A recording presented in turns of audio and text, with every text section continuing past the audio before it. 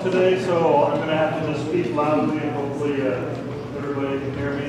I'd like to take a second and welcome Danielle and Joey from Dreamland.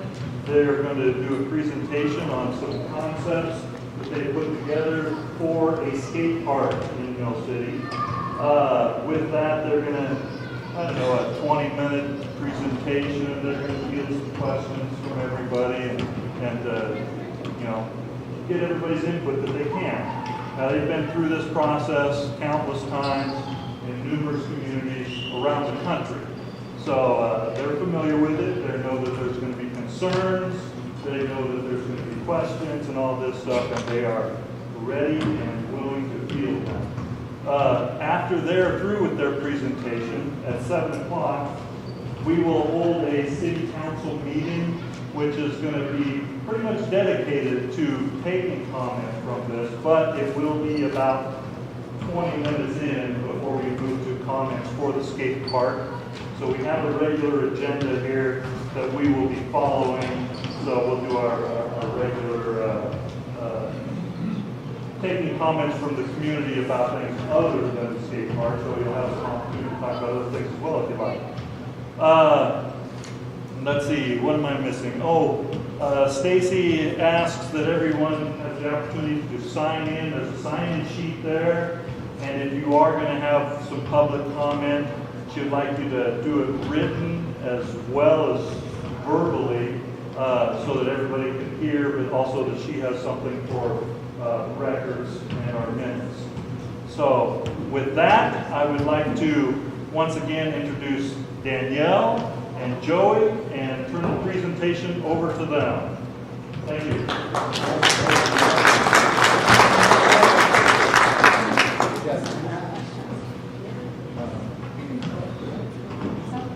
Okay, so this is just kind of an overview of Dreamland's process, how we get to where we're at, and a little bit of history about ourselves. This is my husband, Mark Scott, who's the co-owner and lead designer and superintendent on site in our Lincoln City hometown skate park. We're going to have a hearing. Thought there was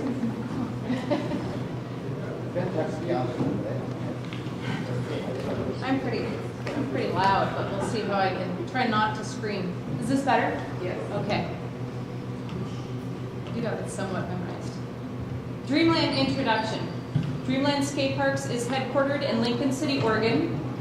My husband and myself are the owners, and Joey Martin is head of administration, field crew, and personal and public relations. We are widely to be considered the top skate park designer and builder in the world. We have completed over 110 projects, and in December issue of Skateboarder magazine, we have 3 of the 5 gnarliest skate parks were designed and built by Dreamland. Design and build team has a combined of over 100 years of experience. The Dreamland Genesis Burnside Skate Park, renovating and refurbishing since 1990. All have been actively skateboarding for over 20 years and are passionate about skate park quality.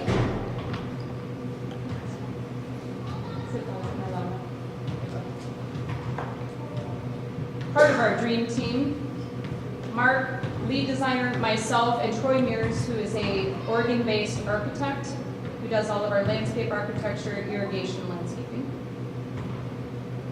Dreamland's mythology. Every skate park starts with a vision. It starts with as little as one person to multiple people. It results for multiple reasons, and most importantly, safety. Skate parks are becoming a more important part of every community, from youth to adult. Every community envisions a community skate park, whether it be large or small. A place to gather, a place to skateboard or bike, and a place to call their own. Destination skate park factors, working with the city, nonprofit group, and donations and discounts. Park flow, view from adjacent properties and facilities, a range of obstacles and features, accessibility to various skill levels, ages and genders, structural considerations, graffiti management, places for socializing, aesthetics of surrounding landscape, and access to surrounding amenities. This is a unique feature. We started doing skatable artwork. This is the head of the park in Eugene under the Washington-Jefferson Bridge called the Ribbon. Structural aesthetics and skatable artwork. The new generation of skate parks. Not typical square or bowl of the past. Movement of youth culture and contemporary activities. Creating a signature for that particular skate park. Skatable or local artist's signature piece. Problem is nowhere to skate, or your park just doesn't have the versatility and challenge that you need. Skateboarding is a relatively new recreational activity. Participants have created de facto skate parks in their communities, urban areas, commercial districts and/or library stairs, school rails, etc. Recreational activities belong in an appropriate setting. Participant activity must be migrated from the de facto local areas to the skate park. Keeping the skaters challenged in their park, building for their future, is what will draw them to the skateboard park. Shared goals, community goals. Provide an engaging facility for the community enthusiast, migrate the participants into their appropriate setting, create landmark that draws world-class participants, draws local participants into the park, plus enables rapid athletic progression. Generate additional tourist revenue. Most towns with Dreamland parks have experienced notable economic benefit. Dreamland's goals is to create a facility that contributes to our already strong brand equity. Phase 1, the conceptual design and site selection, if one has not been done already. Phase 2 is fundraising, grants, fundraisers, etc. Phase 3, construction drawings, fine-tuning the current design, placement, and site amenities. Construction, Dreamland. We are also willing to work with local contractors, donations, discounts, and materials, and/or city staff in pre-site clearing. Last phase is launch, the grand opening.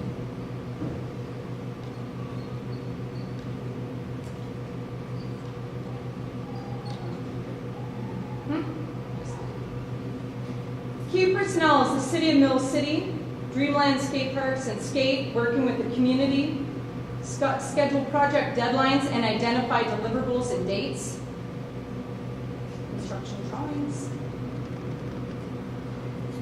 3D model phase. Observations of local participant tendencies and inclinations, existing hard and soft constraints, community user-based feedback, contextual inquiry, actual behavior over stated preferences, visit sites and observe behavior, identify neighborhood concerns, identify city and public concerns. This is Haley, Idaho. It's a very large skate park. It's done in phases. We worked with local skatable art, did the planning for the irrigation, landscaping, safety concerns, pavers. And this is right up against 2 public buildings and a public restaurant just to the far corner. Construction and maintenance. Relationship exists between local construction, participation, and long-term park stewardship. Launch. Professionals will visit a opening, but this often costs you. Tony Hawk requires about $20,000 to $30,000 just to appear. However, if history is any guide, most leading pros are on their way for free. End result, participants flock to the new facility because community skateboarders have a place of their own. Professional athletes frequent the park. Media coverage rapidly becomes the coolest place in the community. The new addition will create flow, challenge diversity, variety of elements, and room for growth. Through our experience, this often occurs before opening day. This is Mark on the cover of Thrasher and some of our friends in our parks that we built around Oregon. Wade Creek, Estacada Park. This is a multi-use family setting park. We designed and built the skate park, as well as the horseshoe pits, the water, sand, and play area, the volleyball courts, the chess, the fountains, and the bathroom placement was done by the city. So we are very familiar in designing and building parks that adhere to everyone in the community. Washington Jefferson Park in Eugene, Oregon. And that is the conclusion of my presentation. Open it up. Not quite sure what you guys.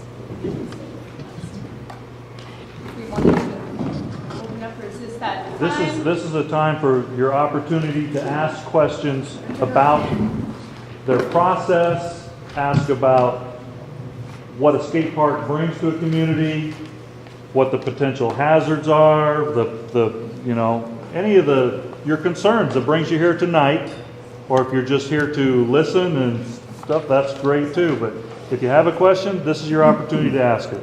Yes. What about the liabilities and insurance issue that comes along with the park?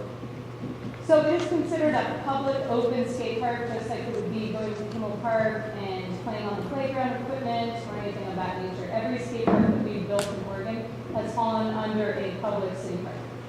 So if they get a broken arm or something like that, who's responsible? It's a skate at your own risk. It's just as if they fell off the swings at a public park. Yes. So, you're thinking of making like a skate park with a shack? Yes, that was a suggestion for one of the things at the park, a little tiny thing where you can get stuff for your bikes, your scooters, your skateboards,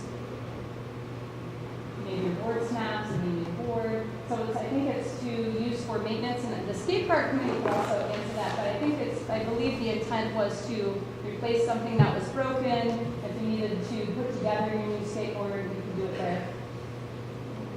Yeah, and it can kind of also flow into if there's possible camps, if we're doing any clinics and camps, you kind of have to have somewhat of a little office space to be able to maintain that kind of thing.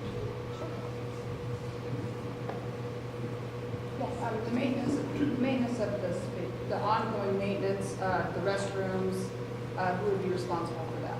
So restrooms at the public park would be under the city, correct? Because just as it is down at Kimmel Park, the city maintenances those. So when it's a public park, that would be maintenance from the city.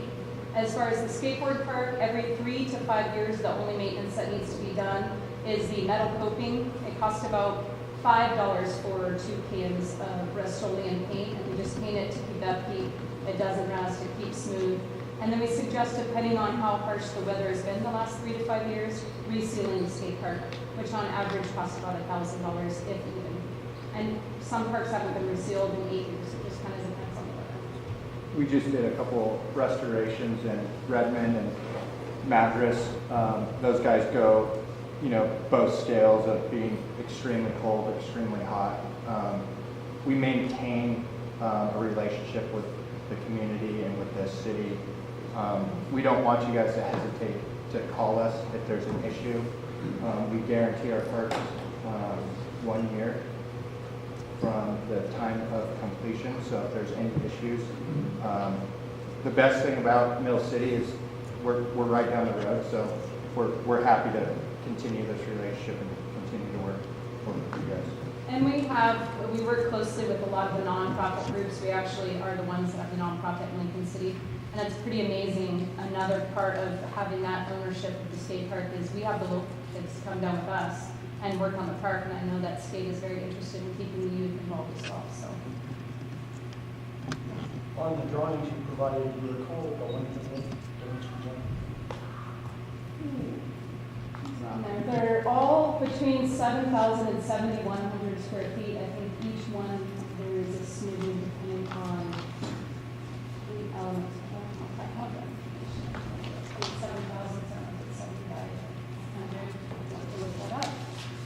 Yeah, it was 70 Isn't by it? 100. I think so. I thought it was 100 by 100, but 70. Yeah. I'm wondering, the design or designs that we're looking at, what's the cost estimate on those and how much has been raised to date?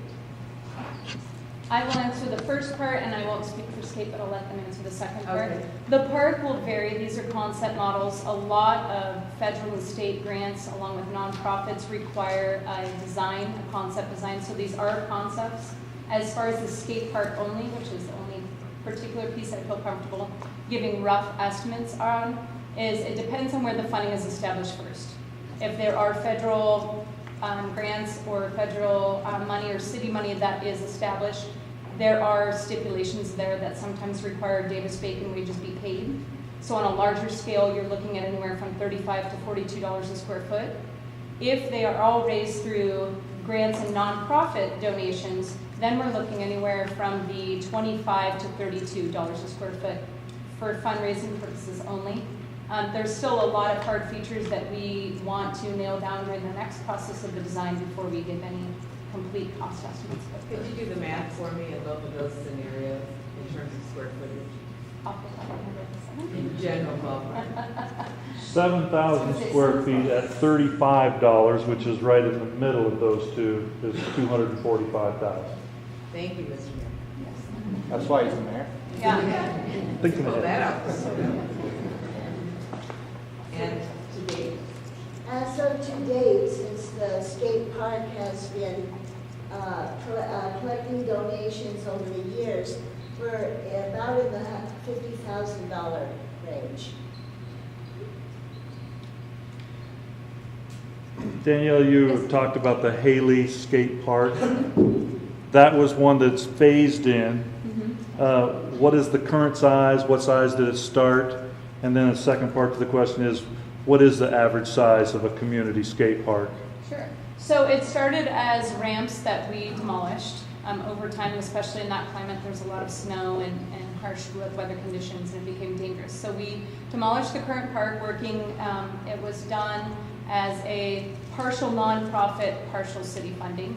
It started out at 11,000 square feet. They developed funds, both through the state again and nonprofit, and we doubled the size of it at 22,000 square feet. Those were both done, gosh, I think with around a 5-year age or time gap. There was no prevailing wage on either one of those projects, and we did work with 2 local contractors and discounted materials. And how big is that community? Big?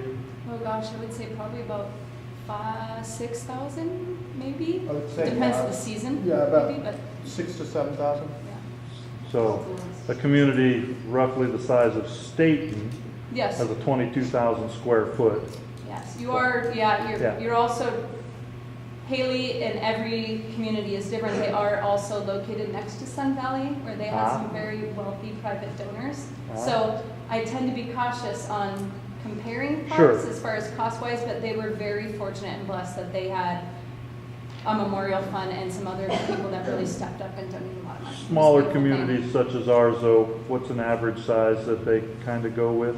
It varies, it depends on ultimate goals, but I Right. would say anywhere from 2,500 to 7,500 square feet. Okay. Yes. I'd like to also add that we were very blessed, in addition to the $50,000, to receive $5,500 from the Odd Fellows to produce the plans that you are seeing tonight. And we'd like to thank them very much. How big is the lot there where they're proposing to put it? 10,000 square feet. What about parking concerns? When we did the initial site evaluation, we were told that the partial lot, that's just adjacent across the street, could be used for some parking as well as street parking on all corners. And then we are working on future planning on what the school, the city has planned for future parking as well. Because if you're also using for the city, for the school, for the park, and how that relationship can come together and do a parking for everyone. we've been fortunate enough in our experiences, we have built skate parks right next to schools, like the one in Glen Haven, where the parking has been shared and it has worked great. A lot of the kids are not coming over to park the skate park, they've already been at school, so they've already utilized the parking. If they're not old enough to drive, they're walking, riding their bikes or skateboarding over anyways. And that was one of the key elements of choosing this site, is the accessibility for kids to get there. There's, in Lincoln City, you know, we live on the other side of town, it's very hard for kids to get to the skate park and safely do that. Not every kid wears a helmet, but even if they did, it's, the location of that makes it very accessible for the kids to just get right there, whether it be walking or skating or skating rollers. In your design element, do you also allow for adequate lighting, nighttime lighting, and events going on for those? Is that in with the plans? That can be in with the plans for future phasing. We have done that in many skate parks. Right now, we were asked to just put 3 elements in, but yes, we have planned for lighting. We have not currently. A lot of public parks are from dawn till dusk, so I think, I believe that is probably the goal here. And if it's not, we do have engineers and architects that have a lot of experience in that. So. And as we get into the construction drawings and hold more public meetings with the elements that they want, that's a definite strong consideration. Yes. This might be a difficult question to answer, but in a community our size, with a school district our size, is there some equation or some projection about how many kids are or will be potentially skateboarders? Anybody see any numbers or projections on that kind of figure? Well, I wish I could project the future to know who will go to the skate park, but I will say it could vary anywhere from 7 to 60 and maybe seasonal. You're going to have a lot of, as soon as people find out that it's a Dreamland Park, on the way to Bend, on the way to Redmond, Madras, Lincoln City, Almsville, all the other parks that we have built, a lot of people, they will go out of their way to go to this park. In summer season, there may be up to 50 people waiting to go to the park. During the stormy or in-between breaks in the nasty weather, there may be 7 to 10 people at the park. It really varies due to season. I would say when you build a skate park, they will come. No doubt. All of a sudden, Christmas presents, the first thing on the list is a bike, a scooter, a skateboard. I've witnessed that in my own life. So it will vary, but there will definitely, the park will be utilized to its fullest extent, I have no doubt. Yes. You know about the skate park? We did. We did. We did. Chances No, are. I'm just curious. I drive by. and Yeah. Yeah. And what, when you've driven by, how many people have you seen at the skate park? Rarely either one, and Silverton on that. Two. Yeah, Silverton has, from what I've heard, very few participants. I don't know if that's due to the location. We were not the designers in that project. We were asked to build it. So we don't have any back history I'm about on the amount of participants. I skate Domsville quite often, and there's always a group of about 7 kids every single time. I don't think we have ever seen less than 7 to 30 kids in Almsville. It's very busy. We're actually working on a phase 2. Really? That's how busy it is, yeah. How many 18 years homeowners later. skate park? I'm sorry, what was How many that? actual homeowners Homeowners in where? skate at the park? In what particular city? Any? Any? Well, I'm a homeowner and my whole family skates. Well, you also So- have a skate organization too, so that's a little bit different. That is true. I didn't when we This started. whole area that it's proposed to be put in, Mhm. nobody that lives there wants it, and we're all older people, most from my age at 52 to my parents that are 80 years old, Uh-huh. so it's just, you know. Well, it's a they good gotta thing you worry have a about- high school and elementary full of youth. Well, then, you know, the Completely kids that are under utilize it. 12, don't they have to be watched at all times? I don't know what people do with their children on their Well, isn't it legally? supervision if they're level, 12 years but old, they gotta be watched, whose responsibility is it to watch all the I don't children? know. Usually the parents. Yeah, I was gonna say their parents, if they go to Kimmel Park or any other park, like a playground or the school facility. Craig, you know, that's gonna be your responsibility, since it's back to your house. Yeah. I live across the street, I see a lot. Yep. Excuse me. Pat Rom, not a Mill City resident, don't have standing, but I was on the Medford Parks and Recreation Commission. My home We skate built park. that one. It's a marvelous park. Granted, Medford's a lot bigger, had land available within the park system and whatnot, But some of the things that we learned were that the kids are self-policing, including making sure that other people do not ride or skate without proper protective gear. Because they don't want that thing to go away. They will self-police it. The only concerns I have are you designing it with approach and departure angles that would be appropriate for longboards as well, or scooters? We had a big problem with bicycles and destroying the surface by dragging their pedals and whatnot. These are some of my experiences with it. It will draw people, and it will draw people. And again, I want to mention, living in Gates for the last 3.5 years, Mill City to the county is like Portland is to the state. Whatever you do in Mill City affects us all up and down the highway. There are kids in Adana and Detroit, and not just kids, probably, and Gates and Lions that would love to come and skate here. And if their parents are bringing them here, they're more likely to spend dollars here. Don't anybody start calling us Little Portland, though. I will not. I would take that. But it worked out to be just a marvelous thing, and it was self-policing, and we put it in a place where law enforcement could keep an eye on it, and the law enforcement developed a relationship with those skaters. It was a marvelous thing. It was a marvelous thing. Yes, much bigger community, much bigger number of dollars, but I can tell you, it's a great thing to do for the kids today. Yeah, we understand concern. We've heard pretty much every angle. I appreciate you bringing up Medford, that I was born and raised in Medford. One of my best friends that I've met at the skate park, he's in this room right now, and it's awesome. It's a community. I've been managing skateboarders. I've managed 50 to 100 professional skateboarders. I've been 25 countries in the last 5 years, half of America. I owe a lot to skateboarding. So we're excited to work with communities like you guys. One of the biggest meetings I've ever been to, and I've been to quite a bit of these. So it shows me a lot right now, the community involvement. So I appreciate it. Yes.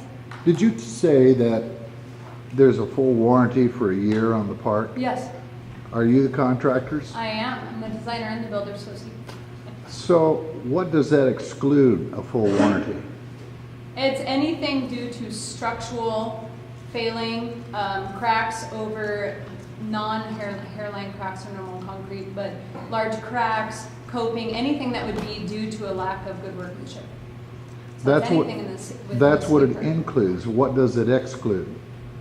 If somebody drove their car into it and flipped it and damaged the park, that would not be due to workmanship, that would be due to negligence of someone else. Okay. So you're overseeing all the engineering and Absolutely. We do it so all in-house. the drainage Yes. at the facility would be covered under that warranty will, for yes. full replacement or repair? Absolutely. Thank you. Yeah, I mean, to kind of expand on that, we had, we unfortunately hired a poor subcontractor in Idaho. He was new and he poured concrete in one of the drains and none of us knew. And we are true to our word. We went back there and we fixed it. It cost us a lot of money, but we take pride in what we do. And that was his fault, but you know, I was on that crew. That's my favorite skate park I've ever built, and we're going to stick to that year warranty. Thank you. What about all the traffic that runs up and down those roads? How The close traffic- is- how all the close is traffic actual- the yeah, all traffic from ever both since they sides? closed this street Uh-huh. right here, 80 to 90% of the school traffic Yep. is right down Cedar Street. Yeah.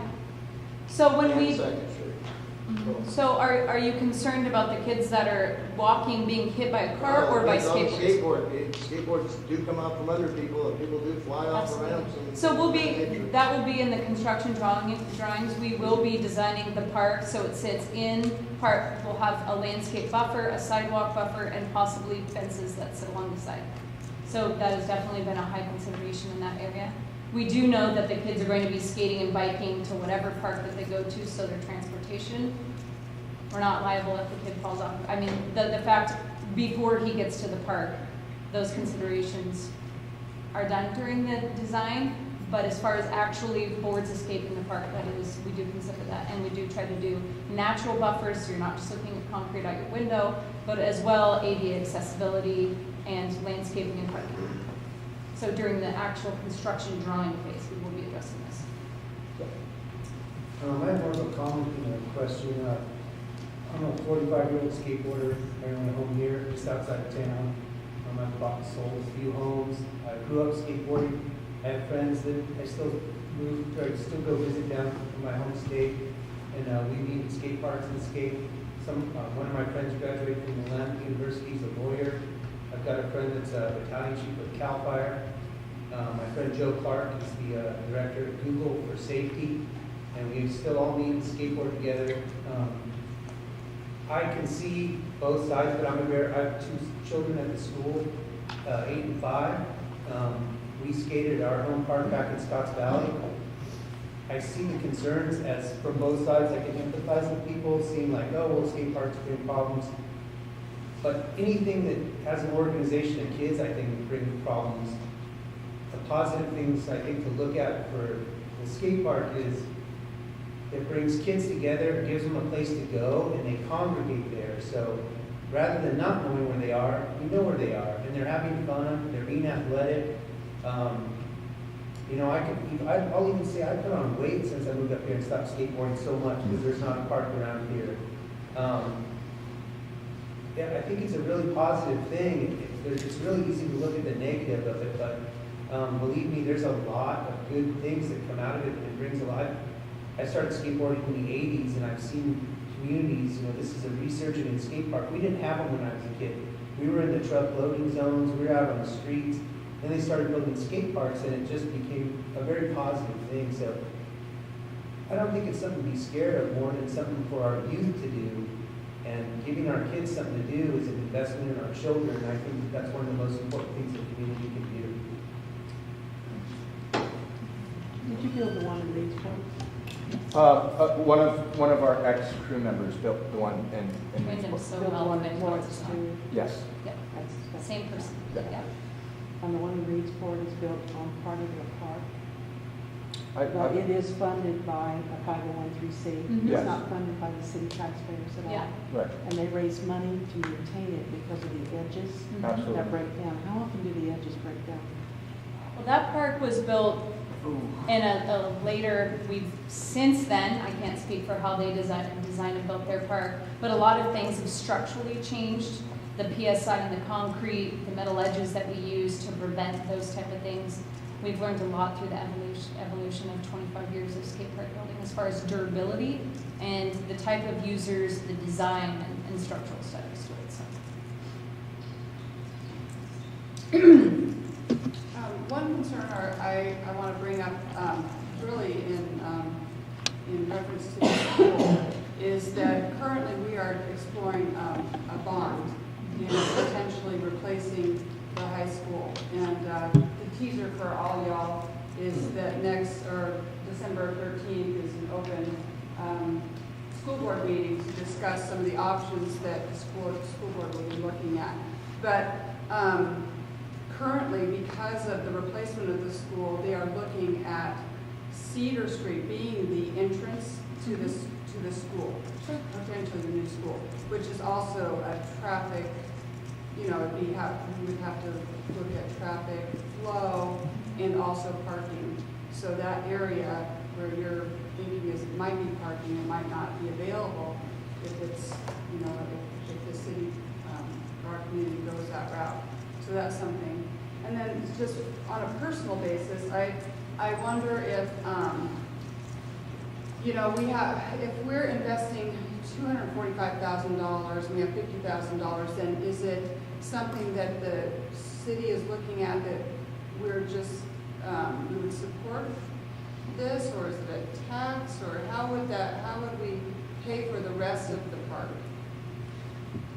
You're looking at me. Mayor? The city 16, 18 years ago, decided that a skate park would be a wonderful thing to add to the city and started putting away some money. $1,000 here, $2,000 here.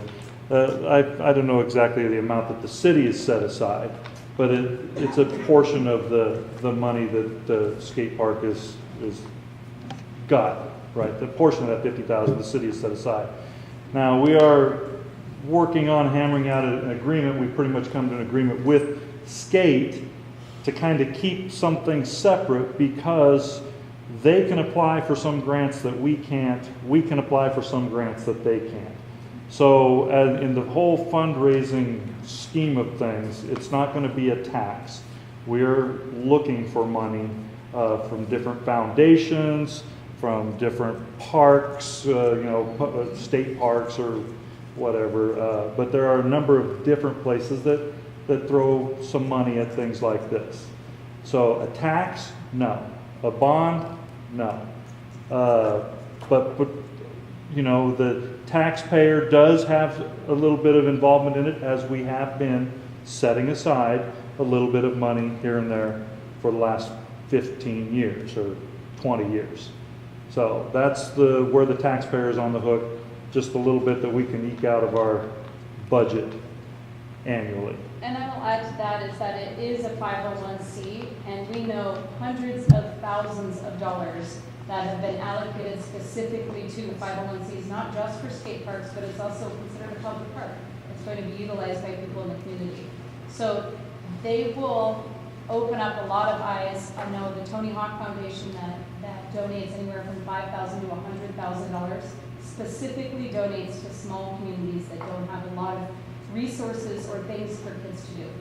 So on that second note, and back to the first comment, I think it's a great time and relationship, as you said, if that potential parking that was planned for the skate park as part of the parking for there may or may not be there in the future. You guys are also looking for parking. I think it's a great relationship for skate, the school district, the city to all come together. It sounds like it's going to be something that needs to happen for all of the whole area. So I think it's a great time. You're already considering that there may be something there and that you're going to also need parking. So everything is within a throwing stone. I think it's a great time as a community to work together on that relationship. Real quickly here, Danielle, I see Denny has another question. If we could wrap up with just a couple more questions. We advertised for our meeting to start at 7 for city council, so we kind of have to stick to that.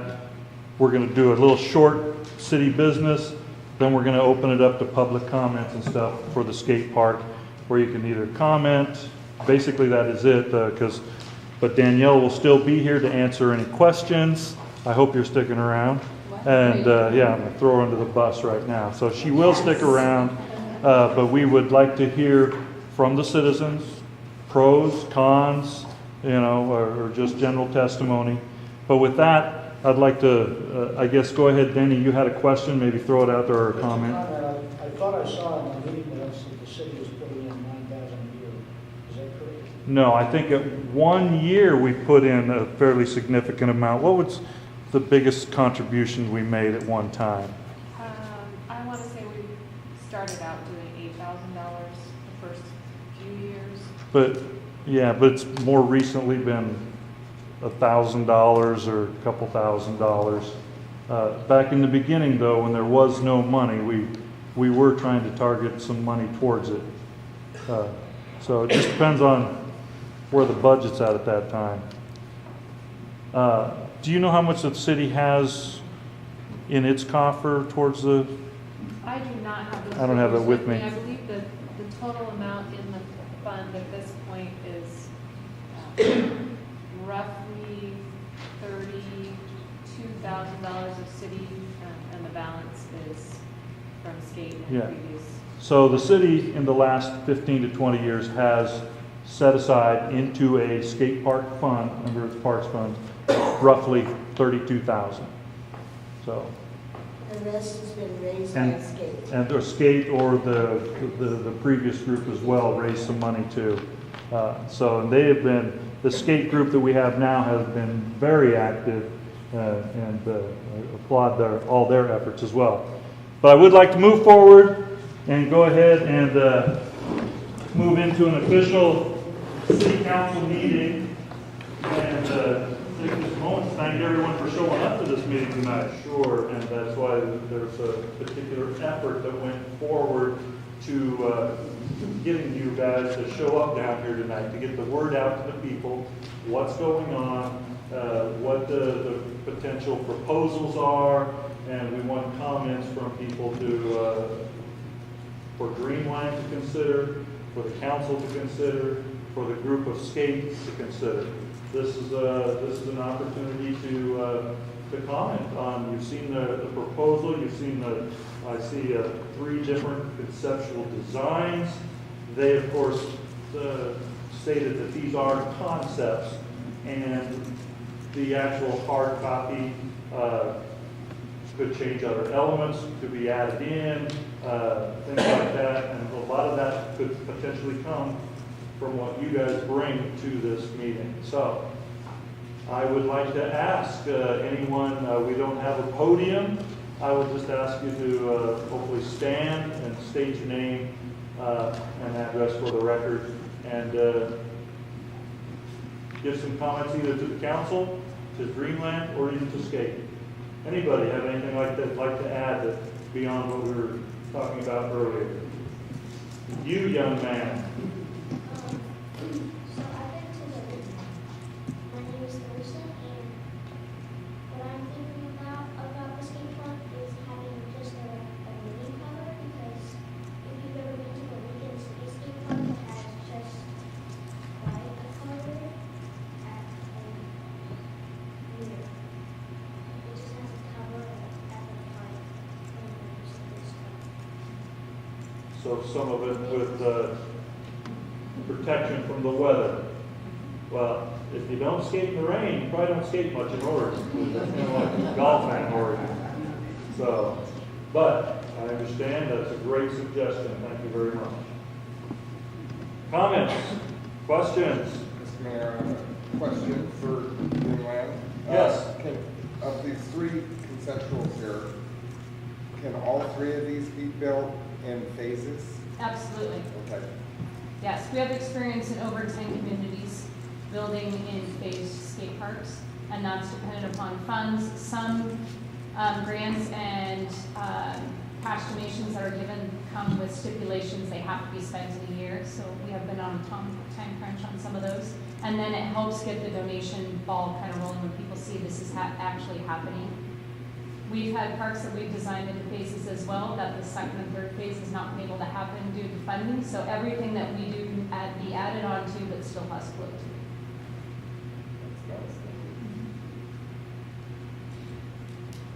Go ahead, Councilor Platts. I was just wondering, I visited the one over at Seaside, and they have a sign that the kids can't skate when it's wet. Is that how it normally is in the skate? No, and we did not design or build that one, so I don't feel comfortable responding on why they did that. I don't know if that is a recommendation from that design and builder, if that's the city's rules and regulations, but I have, in our parks, we have never had that at all. It's an open public park, so it's a skate right here. On these 3 concepts, would you say they are all somewhat equal in the variation between different styles of skating and different levels of skating? Yes. So just basically the layout is. Yeah, there's some differences in, I think, some of the larger, the ones that we have over there, the 11 by 17s. It gives the depths, the radius, the elements, the height. So we tried to keep the same general idea and layout in the top demands in the skate park, but we did change some depths and heights. Typically, we like to leave room for progression, starting, with your building blocks to the sport and move up. Having a bowl would be considered a more advanced feature. Having a quarter pipe to start learning how to use the transition. We did that on several things because it more often than not, it's kind of hard to set your board in a bowl and just skate. So we like to make room for improvement with keeping the beginner in mind.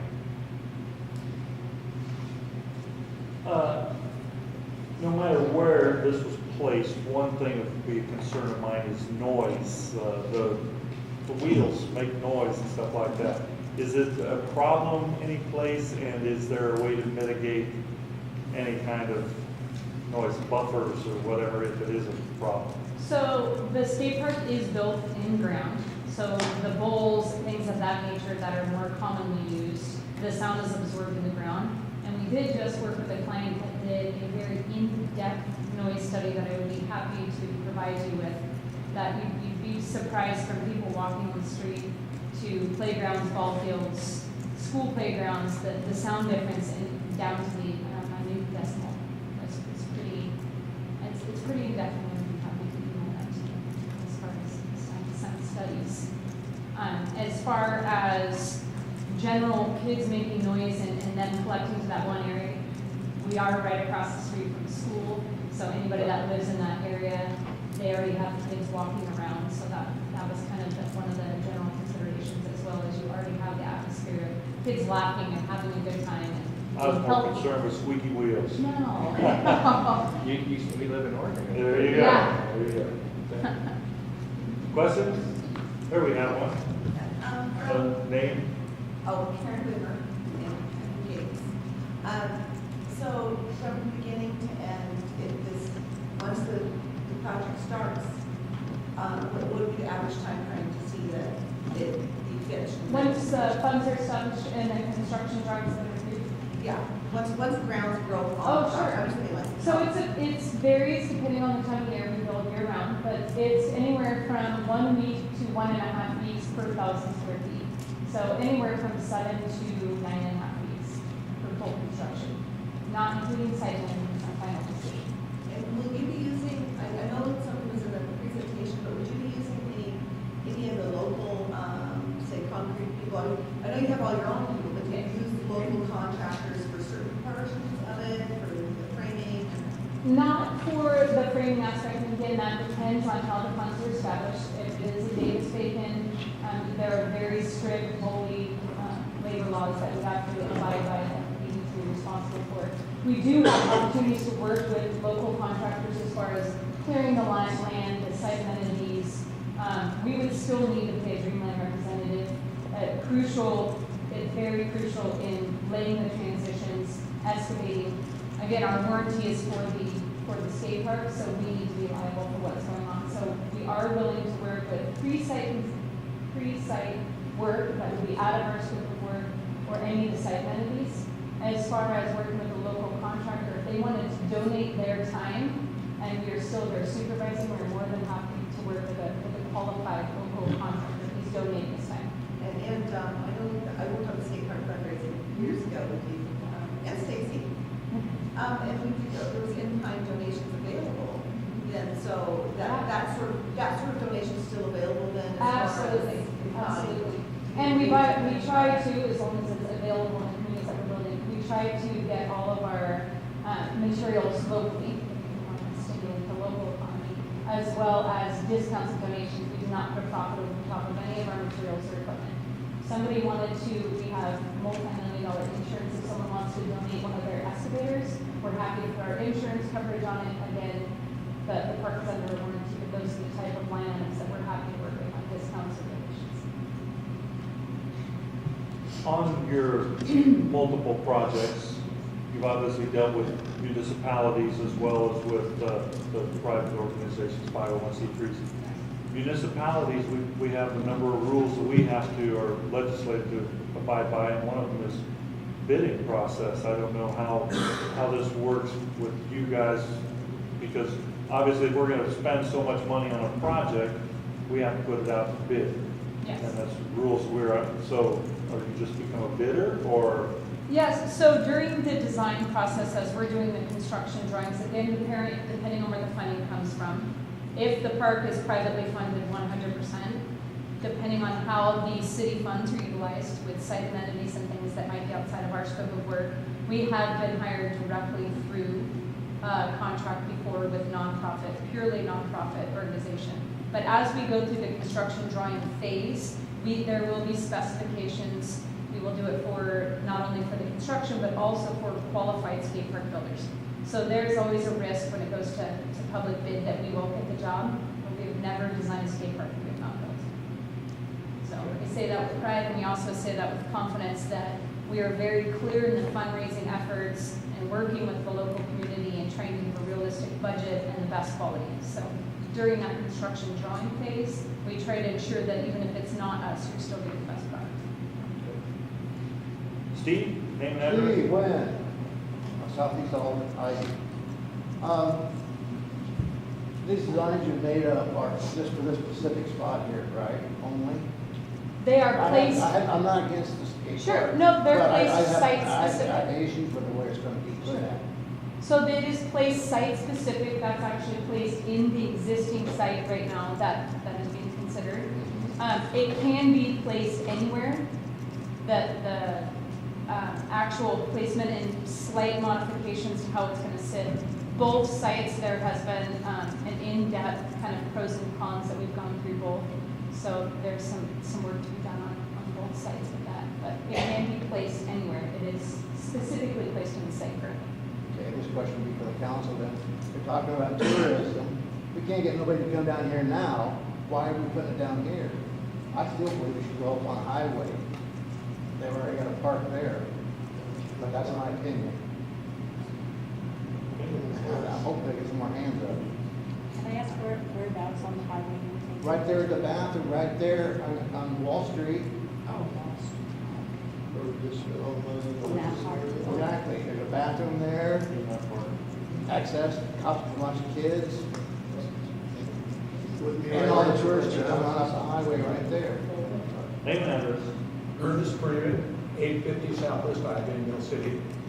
I am not opposed to a skate park, but I believe that the proposed location where they want to put it at Southwest Second and Southwest Cedar is not a good place, primarily because people will have to be standing outside that park, maybe even blocking traffic and a lot of things going on. I don't think that's a good place. In fact, I think it should be in a place where you might even have a city block square to put it on, maybe in the middle of it or in the corner or something. There's more space, more room for sitting around. Like I said, I'm not opposed to the park, but I'm really angry that it would be put right there. I would be very skittish driving down Southwest Cedar to go down to Senior Meals or to maybe the Food Bank or something, if that is right there. Yvonne Hanna, 1275 Southwest Spring.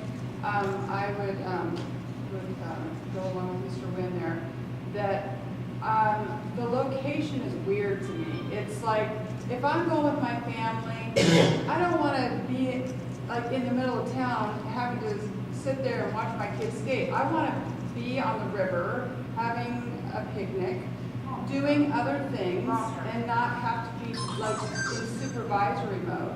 I think that a park to consider that still provides the visibility that everyone's concerned about is the place that's right beyond the old water treatment plant. We already have a brand new restroom. We wouldn't have to spend money on putting a restroom in. And it's a beautiful location. You could, and I also would hope that we would do it in phases. I'm not comfortable with build it and they will come. I'm comfortable with build a phase, make it something that maybe will bring some kids, and then maybe we phase into the next phase 2 or phase 3. Something like the master park plan already has like an amphitheater out there. That'd be a great thing. You could have a concert, you could have the kids out skating in the back, it could be supervised. I just really am opposed to the location, personally. Name and address. Rosanna Jabola, 223 Southwest Avenue. I understand people's hesitation with the location. I personally think it's a good location. I've never even considered that there was a little park down behind the bathroom. A couple of concerns I would have there. One would be the fact that it is very close to the river.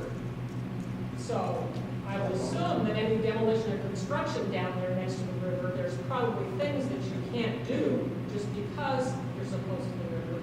And the And the other concern that I would have with that location is because it's right next to the river and you're inviting children to come unattended and unsupervised to skate in a park right next to a river. So that for me would be a real uncomfortable location just because of that reason, unless you have a really tall fence or something. So, and I had a couple of comments that I wanted to make that are positive comments that don't have anything to do with location. And one is a comment that I can remember this dialogue about the skate park has been going on a really, really long time. And one of the specific things that I remember really clearly was when Todd Miller was still the principal at Nelson Middle School, so we're talking probably about 10 years ago, when there was another time that things were really exciting about the skate park, and somebody had drawn some plans. I don't remember who it was. Maybe Joanne remembers, but there was some speculation. Somebody had some plans out there, and I remember one day Todd Miller standing out there in the front inside the door because a bunch of kids that bring their skateboards to school every day with them. They were standing out there, and Todd Miller said, "Why don't you come on in tomorrow and I will show you these plans?" Because there was like a lot of hoopla about the skate park at that time, and they were really excited. And I remember all those kids, probably 10 or 15 of them, sitting on those benches with their skateboards in their hands, and Todd rolling out this big sheet with just possible plans for a place for them to skate, and their eyes were huge, and they were like, "Oh my God, this could really happen." It was really exciting. It was something for these kids to do, and it was a really positive thing. I remember it like it was yesterday, and it was 10 years ago. The other comment I wanted to make is that I have a college friend of my son Eli's who is a special ed teacher in the Seattle area for autistic children. She has a 6-year-old, well, she's not 6 anymore, she's probably about a 10-year-old daughter, but I remember when her daughter, excuse me, time for the dog to have his medicine. But I remember her sending a message out on Facebook a couple of years ago when her daughter was about 6, and the first thing that they had decided that she wanted to skateboard. So they bought her a board, they bought her all the stuff, and they took her down to the skate park. And Mom was a little nervous about it at the time. She's 6, and she's a girl, and she wants to go skateboarding. And this little girl was so empowered by that experience. And within 2 or 3 days of being down there, she'd make mistakes, and she was trying to learn how to use her board. And all of a sudden, these 20 or 25-year-old skaters were down there saying, "This is how you do it." It's like they were in there, perfect strangers, but they were saying, "You're going to get hurt if you do this. You need to do it this way." And pretty soon, this was a collective of people that had taken these children under their wings, and they weren't out there to make trouble for them. They weren't taunting them. They weren't teasing them. They were actually mentoring them and showing them what to do. And it became a really positive experience for her. She was really encouraged, and her daughter actually for the next year was part of some girls' club that was literally a skate club for girls. That was really an empowering thing. And it was really encouraging because it brings people together. It would take people apart. And I thought that was a really positive thing. Thank you. Well, Karen. I was going, Karen, we're still Karen. I was going to add on to Rosanna's. Just recently, I had endorsed him at the Longville Skate Park, and he's a small guy. Yeah, he looks a little small, and he was getting ready to drop into the bowl. I knew he could do it. I've seen him do it before. And as soon I was letting them just scoot their head away. As soon as he started to drop into these bowls, which is a dangerous and tricky thing to do, right? 3 older skaters came racing over to him. "Hey, little dude, wait. Do you know what you're doing?" They were very, very protective and, very positive. But it's been, I just want to say, for people who don't quite understand the skating and the appeal of it, I didn't either until I watched my child progress with it. And I had every single bit of much pride watching him give him the trigger, drop into that bowl as you do, watching your son catch that ball and make that touchdown, or your daughter make that basket. It's the exact same amount of pride of their dedication and excellence in their sport. And so I'm definitely adding on to Rosanna's comment. Go ahead, Ann. And Karen, 1046 Southwest First. I'm not opposed to the skate park. I'm just opposed to the location. And I think it should be connected to a park somewhere where there's more land connected to it. I just don't believe in the middle of the business district with the new high school. That's the place for it. There's not much growth room on the 10,000 square foot lot if you're going to put restrooms and parking. I mean, once you get down to the really things. So that's all. Albert Grimes, 769 Southwest Ivy. I guess this is just a question. Is there a reason why we haven't been considering Kimmel Park? Is there like any kind of codes or evaluations? I'll be happy to share it. Okay. I think, personally, I have talked to one or two people that oppose a skate park. They're just, negative people anyway. But the biggest concern is location. Location is the devil in the details right now. And it is throughout the community. I've talked to a number of different people, pro and con, to a lot of different sites. The doing there at the Hammond Park location is one I hadn't really even considered myself. But it is a concern. But there is really, I'm sorry, not a clear majority for one site or the other that I have heard. Okay. Now, the reason the site right now that is proposed, the city's been setting aside money for a long time, and there's been skate park advocates for a long time. A few years ago, when the fire hall burned down, some of those advocates decided that would be a wonderful site for the skate park. And the city at that time voted to designate that as the proposed skate park site. Okay, so that is where it stands. Now, there is, just as amongst the community, there is different ideas as to the location.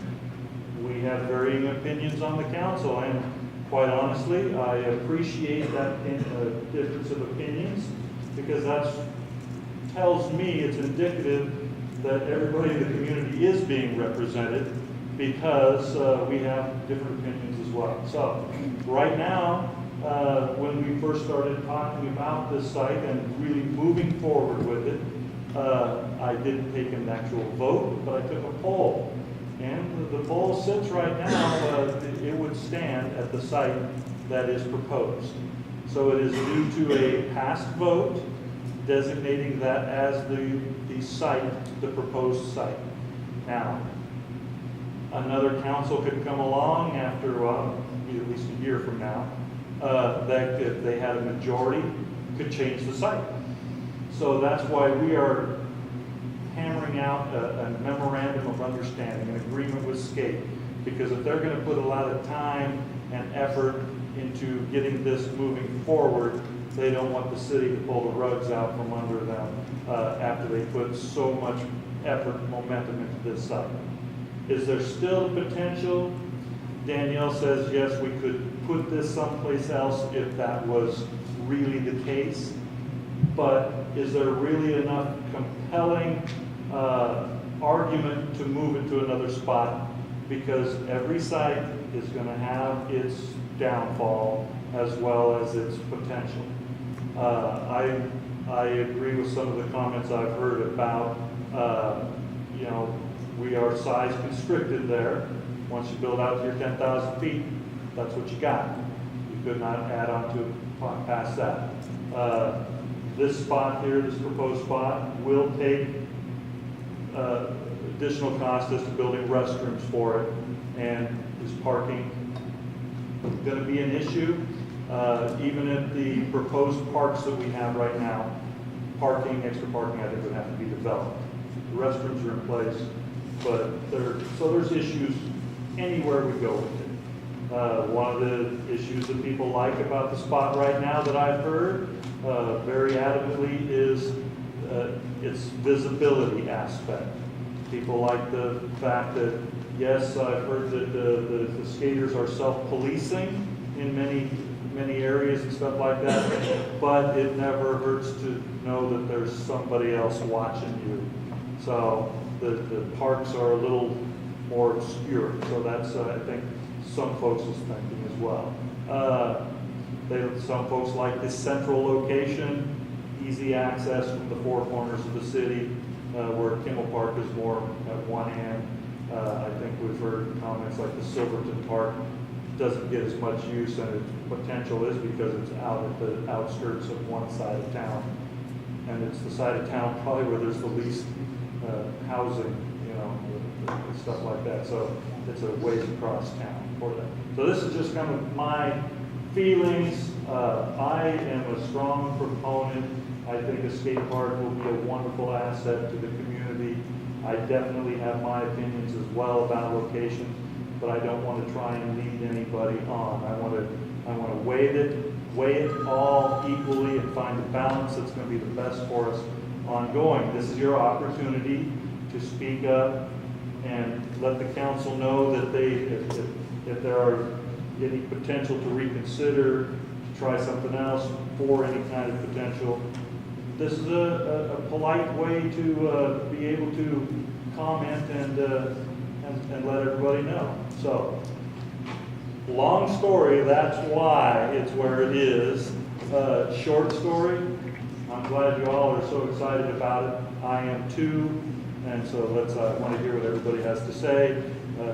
Steve first, then Gay, and then behind you there. So, Steve, please stay.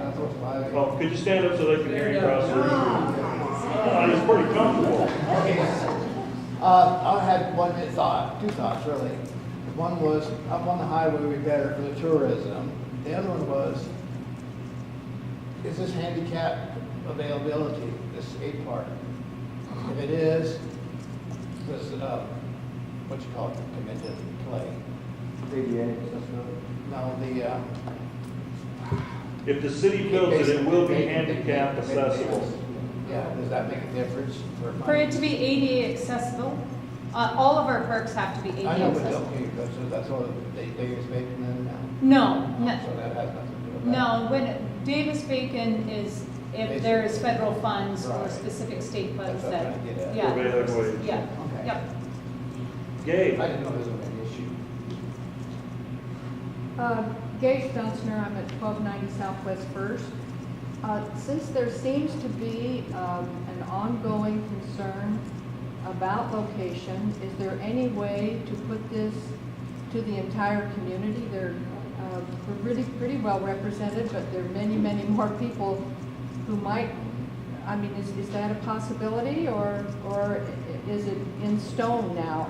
It seems silly to talk about location if in fact it's already determined. Why are we discussing it? It is determined, but is it in stone?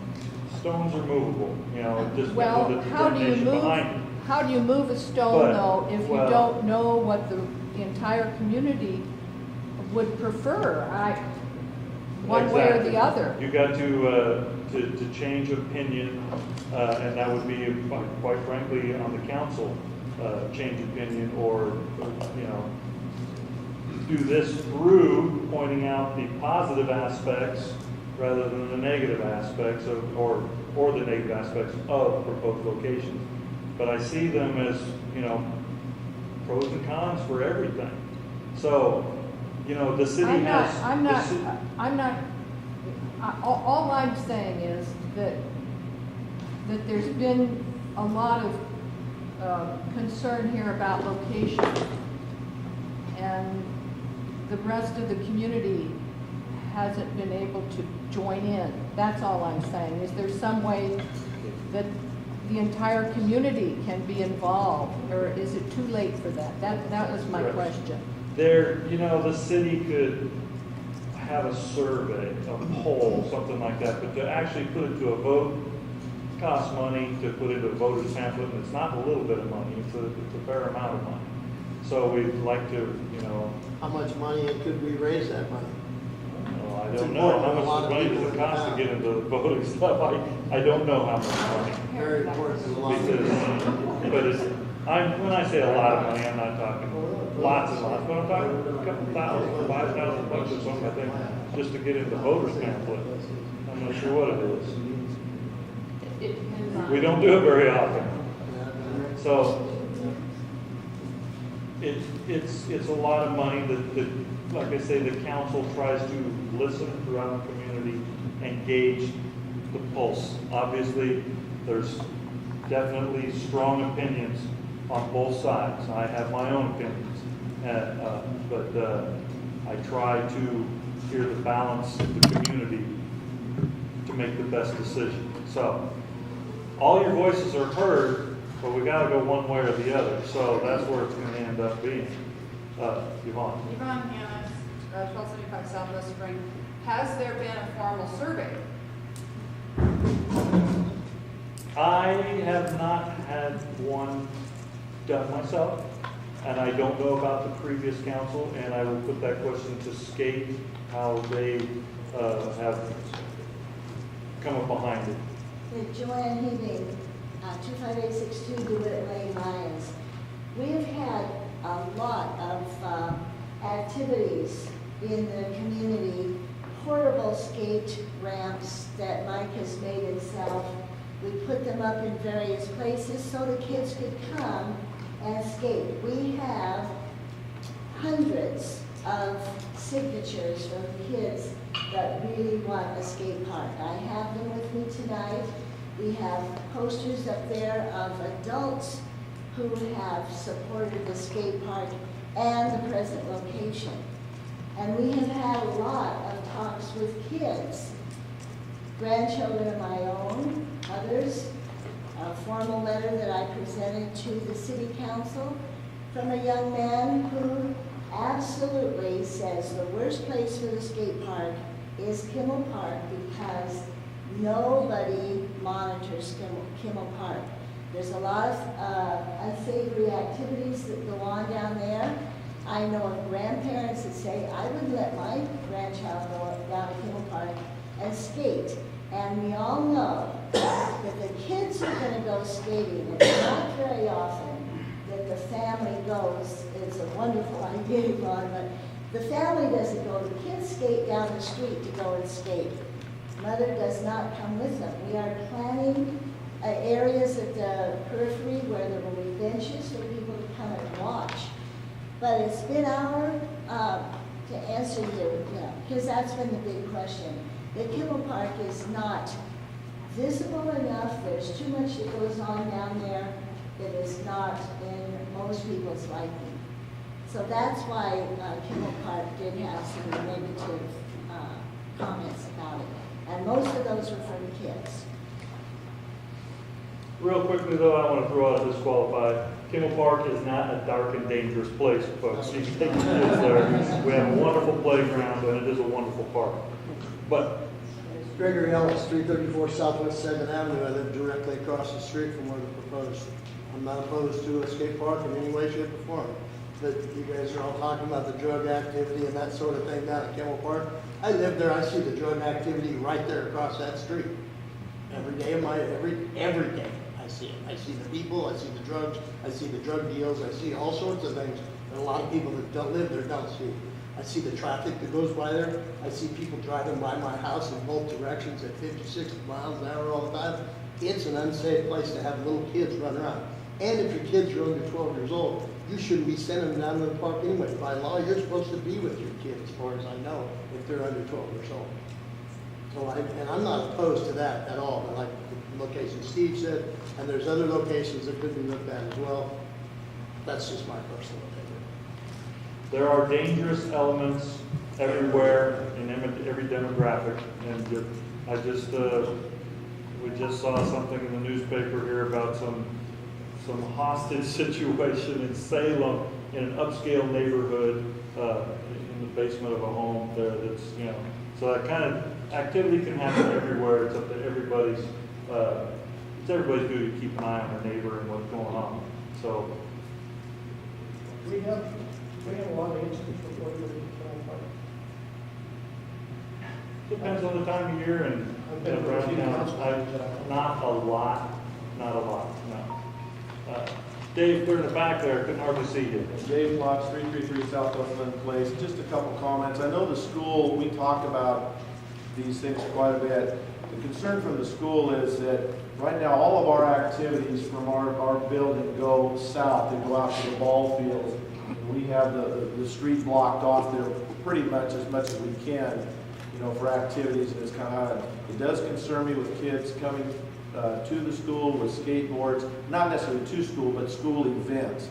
And we don't have the authority to deal with that. And I would honestly say, when you have nobody in charge of something, there's everybody can be looking, but nobody's going to do anything. And we have that happen all the time. We, on the school stuff, we have people that do make reports because they're in charge of the school. That's our responsibility, even on weekends and stuff. Excuse me. I'm getting sick, sorry. The skate park, you know, great idea and all that. The concern is the location, and for future growth, as Yvonne talked about, the school building there, that street of Cedar is going to have to be widened, and it's going to change the dynamics right there. And again, I get concerned that we have enough parking issues right now when we have events. And when we have ball games and stuff, the parking lines up all the way down almost to the pharmacy and along there. So it's going to make it tight and the kids kind of zipping in and out. Because you're right, they do come in on skateboards, those sort of things. So the closer it is there, it is something I know when this first came out, talked about. There was a meeting over at the fire department, and the comment was at that time, and the basic quote was, it would be across from City Hall. They wanted the block right there across from the school. The comment was made, well, City Hall can keep an eye on it, the fire department can keep an eye on it, the police, we still had the building that wasn't burned down yet. They could keep an eye, and the school could keep an eye, and the school said, we're not having any part of it. We have enough time trying to keep a hold of all the kids in our building, let alone trying to walk across there, you know, with that stuff. So, skate park, great idea, location, and the safety with kids now going another direction, because that is going to be with the addition, and the proposal is down the road, not in the new school, but also a second gym, and we may be hosting more events. That's a lot of traffic with kids in and out right there. So there's a concern, just really on the safety. Skate park, great ideas.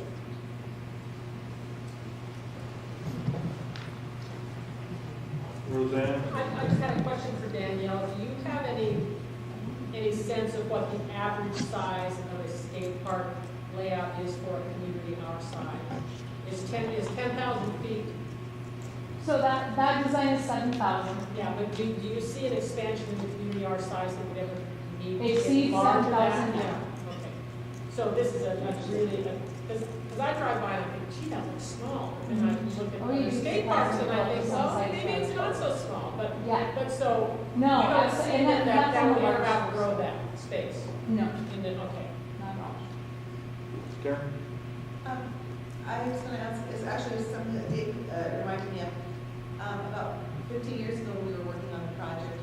Prior, we were looking at that corner at the end of Evergreen, right across from this corner of Evergreen, that the school owns, as a potential site, but we was told that was not ever going to happen because that was going to become a parking lot. And that was 15 years ago, and it's still not being a parking lot. So I just think it's interesting how, you know, we make these plans and we say things are going to happen, and then things kind of do and they don't happen. You know, the ideas change, but if we could move forward with just this one project and get the kids a park, finally.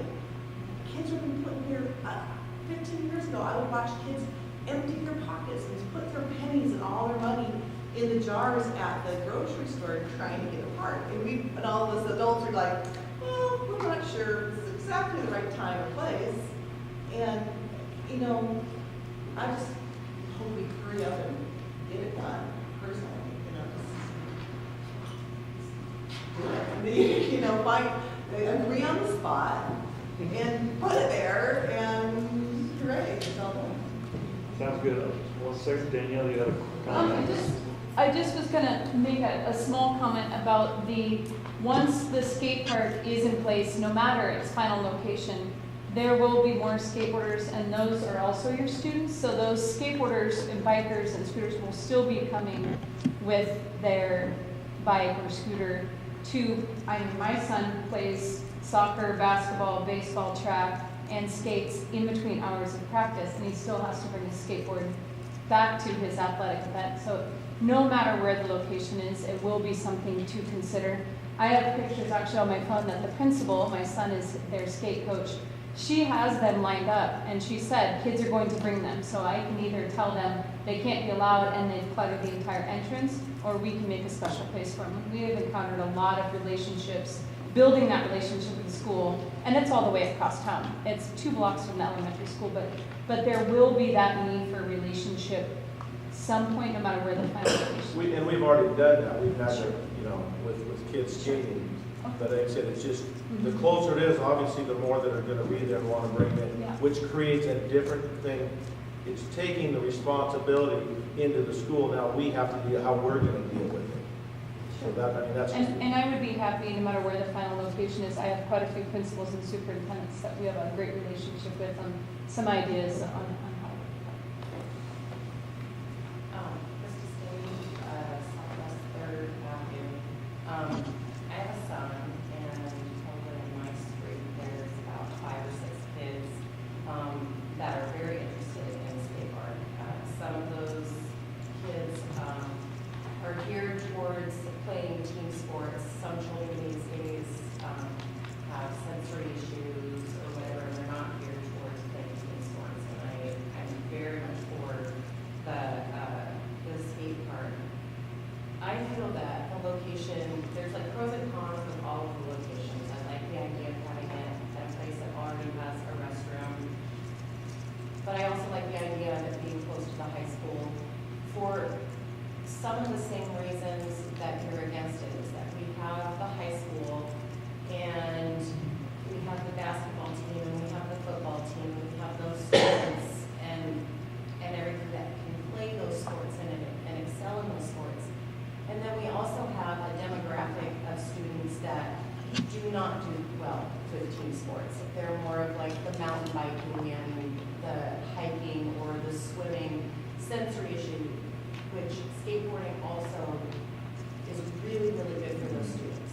So to have that in a location that is close to where their community is, because their community is their home, and it's the school, and that's where they're at. And for them to have a place near where their school is gonna be really good for them. You're gonna have, like you were saying, the kids that are into sports, and then they go and they can, between practices or whatever, they can skate and come back. But then you have those students that maybe don't fit in, or maybe they just need something to do because they can't do those things. And for them to have a place to go that is visible to the other students, I think is a really good thing for this area, to give children something to do. And I also think that it needs a roof so that they can do it 365 days a year. I really do. If we're going to spend the money to build a skate park, it really does need to be roof. Like underneath bridges, kids are building their own to do skateboards underneath bridges so they can skate in the rain. And I just really think that it's a good location. I will respond to the roof, and we have built underneath 2 bridges. Oregon rain, no matter where you go, goes sideways. So there still is, as much as we built the structure that goes over the top of Lincoln City, and for the last 17 years, I have been trying to get translucent panels, because there is a beautiful dry section in that little tiny place on the roof, which is awesome. We've done skate camps, and we've done all kinds of wraps around the poles to keep it dry, but it is very hard in all conditions, so it is extremely expensive. It is nice to keep it dry, but the thought is that you will have to somehow side it off. I know the coast gets worse rain. Washington Jefferson, the skate park that we built in Eugene, our friends drove all the way up the coast to Eugene. The entire 27,000 square foot skate park was wet. It was a wicked wind and rain. It is a great idea. We don't want to discourage, because for the heat, to keep the sun off the kids, it is a great, but I just don't want people to get the false illusion that, hey, the park is going to be dry all the time. It is a good idea, but it is funding and being able to have that dry surface. You guys don't get as harsh a weather as we can say, but I know there's still some sideways or anything, but we don't want to discourage from the road. And just another quick addition to what you said before, skateboarding is going to be in the 2020 Olympics, so It's something. Well, right, I mean, I grew up, I'm 44, so I grew up in the day and age where we were lucky enough, we had a skate shop, 35th Avenue in Point, Washington. And nobody really knew what it was, but, you know, and all of my friends, they're 44 to 50, and they're still skating, and they're, you know, lawyers and doctors, and, you know, they own rental properties. They had something to do. They didn't do drugs because they skated, and you can't do drugs and skate at the same time. It takes a lot of concentration, and, yeah. Doris, do you have a question or comment? So, when you make a skate park, can it not be raining? Or if it's raining, does it mess up the park when the students? Nope. When it rains, we pour. Yeah.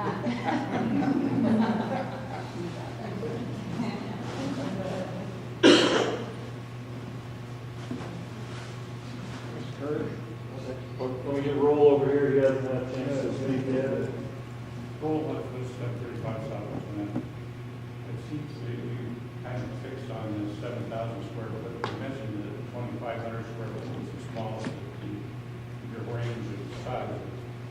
How do you determine what the local community needs? Early on in this whole process, there was an idea that we wanted to attract people from all over the world. So it's going to be a grandiose type of scheme, and that's 10 years ago. You can still attract people from around the world with 7,000. I'm not. Even 2,500 in Donald, Oregon. What I guess I'm getting at is, for a bang for your buck, what could serve the local community, 5,000 square feet, and not having a bowl, or is there some option to consider that would be more budget friendly as well as site friendly, where you have, like linear design here, it has no landscaping whatsoever, it's got the shack. And those are concept models. I realize the concept model, that's what I'm talking about. It's a concept that you're going to use this site. Would you need 4,000, 5,000 square foot and allow for some on-site parking? And would the budget be, you're talking 35 bucks a square foot, this may be more feasible? I mean, there's a lot of variables going on here tonight like this. I would like to let Skate answer. I've been actually a part of the project off and on for the last 10 years. It's just kind of evolved to this place. And my experience with the local community is that there's a lot of participants in this park. And that is why we have recommended 2,500. If funds aren't available, build a phase one. If we get to a point in the next year that they say, you know, we're at $100,000, let's do 3,500. We don't want to make any goal unrealistic. We also want to build for the wide range of kids that you have. And my experience with Skate and with the community in the last decade has been there are participants in the park. We can build a 3,000 square foot skate park, but then you're going to have 25 kids standing waiting to go in. So ours was, we want to do something at least plan, because everything can be done in phases, at least plan for the max amount of participants, and then we're able to establish and raise the funds during that process. So as we get into construction drawings, it will be phased out. It'll be the landscaping, the sidewalks, the side amenities of phase one and phase two of the skate park. So as this is progressing, like I said, we've encountered where grants that have been given say you have to have the money spent within a year. That's happened more than I'd like to say. But the good thing about it is it makes a piece of the park a reality. So I hope that I answered that. It answered it to a certain extent, is that I would just like to see some analysis that said it's 5,000 better for the community than 7,000 square foot. Without or whatever the variables are you put into it. Because one of them is the restrooms and the shack is an issue that was brought up a couple times, you know, so maybe by focusing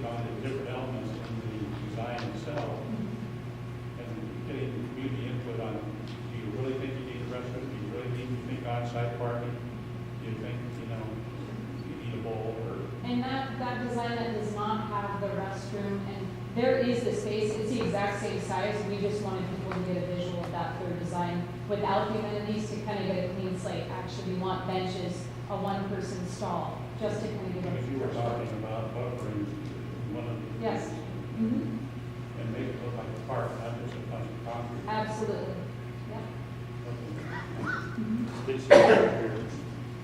A couple of times you have referred to, you're gonna have 20 or 25 kids waiting to use the park, which formed a question I've never thought of before. Can you put into perspective for us, for a 7,500 square foot park, how many true users can be on that park safely at a time? Sure. So that can range anywhere from, depending on the level that you're talking about, if it's a day that there's a skate camp, which we have often, we can have anywhere from 7 to 15 kids at a skate camp. So it's depending on the users of that day, on average anywhere from 7 to 20 kids. It just depends on the level of participants at that time. You may get a pro skater that comes in and he needs that whole space to get crazy. You may have beginner kids working in it, and so that's why there's flow to every area. You can utilize it in sections of a park, or you can ride it as a free-flowing skate park. I think one of the things I have never thought about is the fact that you think 7,500 square feet, that's huge. But if you're not a skater, you don't think, well, you've got a bowl that's a certain size, so one, maybe two people can skate that bowl at a time. Kind of that's where I'm going with it, is so we can get an idea of really how many people will be using this park. I mean, we know we can maybe have up to 20 people on it, but what's the reality of actual users and then wait time? Yeah, and that's why I was kind of referencing the size. If we were to go down to a 3,000 or 5,000 square foot park, and you're anticipating 7 to 20 users at a time, then you're going to have anywhere from 20 kids waiting, because you've gone down in size, but you still have the amount of participants that are going to use it. So, Steve, did you still have a comment? I still do. Steve went. I don't keep beating this horse to death, but we need to figure out how we can get a poll through this for the whole city, so they have some input, not just a cluster of people that are here. If there's anything possible. I learned a long time ago, when a room gets filled, they're for a purpose, and you don't get the whole community from a full room. So obviously, there is a split in here of people that like and dislike. So usually it's everybody here shows up to a council meeting against something that we're doing. So it's not often we get a lot of positive comments like we're hearing here tonight. So that's kind of refreshing. I guess it would be up to a whole council. I can't just say it myself. So it has to be up to a whole council to put forward some sort of a survey. But now, a survey or a poll amongst the city is not a vote. So still the city council would have to weigh in on all the respondents. Obviously, Skate is anxious to get moving forward on this, and they're frustrated with the speed that the city government works at, as well as I'm sure Dreamland is well aware of working with municipalities too, because everything has to be put off for this or put off for that, because it's hard to make a decision that is best for the community when there's such diverse opinion. And so we want to make sure we hear all opinion. We want to make sure that we satisfy the requirements of the city as far as safety, codes, and things like that. But also we want we want the outcome to please everyone. Obviously, there will be some people that are not pleased no matter what we do. We don't want to do anything that would be too egregious to any one individual, but obviously we got to do something to move forward. Okay, so your question. Is there any way we can do a poll, like put it in the water and sewer bill? There's not enough kids to be signing because they're not paying the bill. I did just a little poll amongst the council, and the council at the time wanted to continue moving forward in the path we're on, but I'll put it to the council just as an informal poll right now. Does anybody want to put some sort of poll or survey to the community in the water bill, say, that would get out to the individuals? I personally disagree with Steve's position there, that not only water payers should vote on this. Voters or homeowners. Pardon me? Voters or homeowners. Homeowner, well. Well, the water bill would hit pretty much every home. Every home, right. There's only one vote per water bill. I mean, people live in a home. I mean, are we saying that Karen Whitmer's young man, that he had so many questions, he's so excited he don't get a say in it in the community skate park?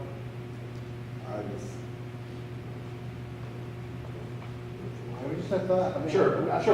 I understand what you're saying. I appreciate you speaking up and speaking your mind. Does anybody else have anything they'd like to add? The grandparents are. So, Councilor Plotz indicated that she would be in favor of it. I would not be opposed to it. Okay, so I would be willing to see what the community has to say. I am fairly confident that it's going to be the numbers are going to come close, I would think. But who knows? I was wrong once before. I can't remember when. Long time ago. But Roseanne. I think one of the things that you have to be careful of when you start polling people is that the level of information that people have bothered to glean regarding the situation may or may not allow them to make an educated decision or just a gut level decision that says, that's a stupid place to put it. I'm not going to do that, you know. And also, if you're going to have a poll, then you have to have an option. What is your option? So if you're going to have an option like Hammond Park, you have to know that that's a viable option before you can poll it. Because if that's not a viable option for any number of reasons, then you can't put it out there. So you're left back with the one location that you determine is original. So how do you balance that out and find out that, how do you do that? That it becomes valid and accurate and it's just making people mad all over. That is a great comment, and I chuckled because I look at all those that we elect to positions throughout our nation and the state, and a lot of times I think people don't make informed decisions either. So, but it's very, I appreciate your comment on the options and viable options and stuff, and that is a concern. Steve, again. Steve Wayne again, I don't think it's an issue where it should be, we should be polls to be if we want it or we don't. The whole community, spending $200,000, come on. Oh, you think it should be a poll on whether to have a skate park or not? Exactly. I think overwhelmingly you'll find it positive for a skate park. We should have a Overwhelmingly, you'll find it positive for a skate park, but as I've said all along, the devil's in the details. Right. Size, location, color, features, all of those will bring diverse opinion. Stacy? I just want to note that there was a poll taken about whether we do want a skate park or not when our master parks plan was completed, and overwhelmingly, yes, a skate park was asked for. So. Matthew Bell, 632 Southeast England.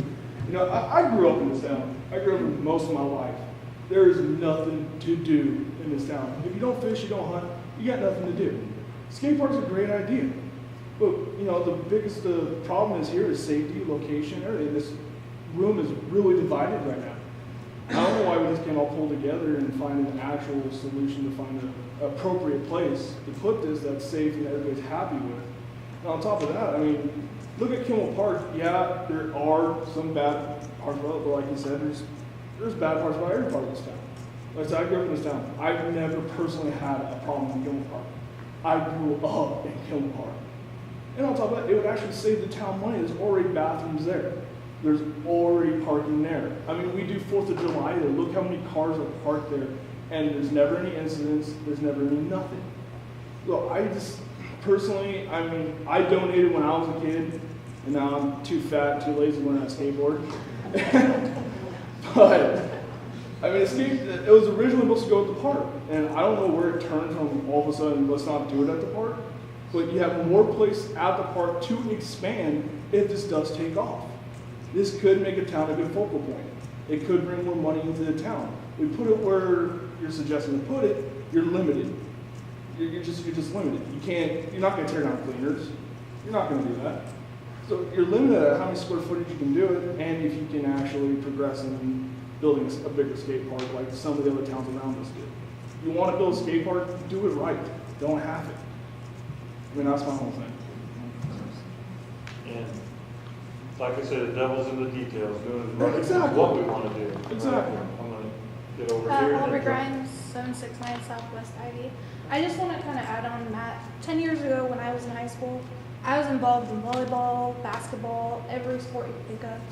After practice, after games, with me and my friends, we would walk around town, we would skate around town. Our biggest concern was we would get run off by property owners, we'd get run off by the school. So what we would do is either catch the carts bus or we'd hitchhike down to Staten or Almsville to skate, which is a lot more dangerous than just having a skate park in the town, place for kids to go, not even to skate, just a kind of place to hang out safely with other kids.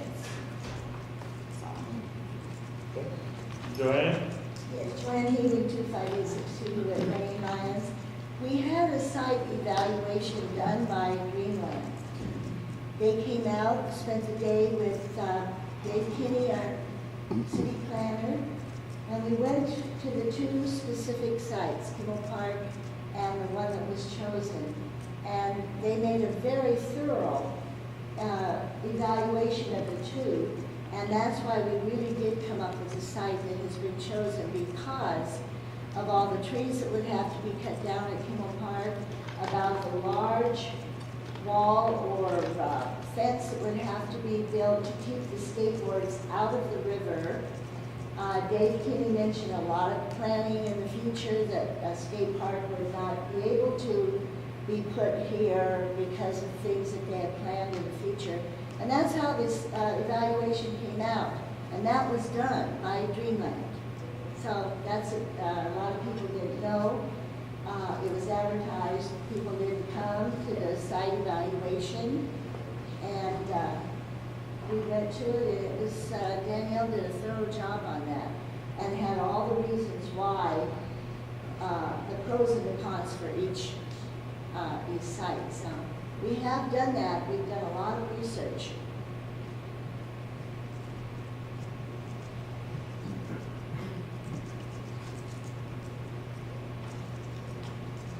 I just have how much actual square footage is that Kimmel Park? Does anybody know that? Kimmel Park? Yes, square footage.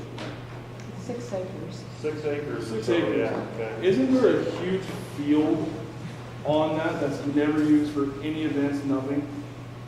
The baseball field? No, the one that's closer to the bathroom. West end. Well, there is, I think just Right like where I I say, can see south it. of where the little kiddie park is. Yeah. Okay, Yeah. between that and the bathroom. Yeah, there's a huge field there. It's the only time it's ever used is 4th of July. It's the only time it's ever packed. That would be, it's away from the river. It's away from any landslides. It's open, and it's close to the bathrooms, and you have room to expand. And that would be possibility, I guess, the site evaluation that Joanne referred to, Dreamland was shown a proposed site close to the river in a tree area, and that is one of the reasons because of the tree removal costs and the site cost for developing that potential And site. I personally have seen some skate parks that are built around trees. Right, well, To keep yes. the nature. But it's the heavily treed area right there where that one little shelter area is. And I fully concur that spot that they were evaluating would not be the best spot in Kimmel Park. No, you don't want Okay. something that close to the river. I mean, there are a lot of Right. potentials of rock and everything. Oh, right Could next it to go City Hall. potentially in another spot there, Kimmel Park? Yes, I suppose so, as well as other spots throughout the city. I guess, the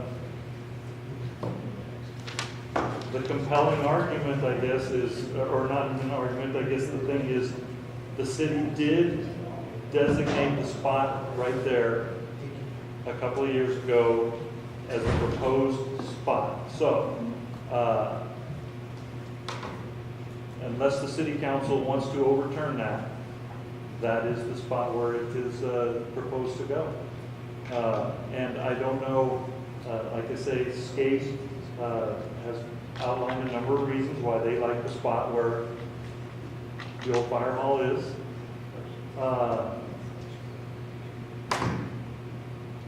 That's why it's going there, or is proposed to go there. So, I don't know, I'd love as many people on the council to help me out with this. So I'm not the one doing all the talking. But What about the drug house that's right there at First and Cedar? Exactly. That's what I mentioned. Nobody listens to that.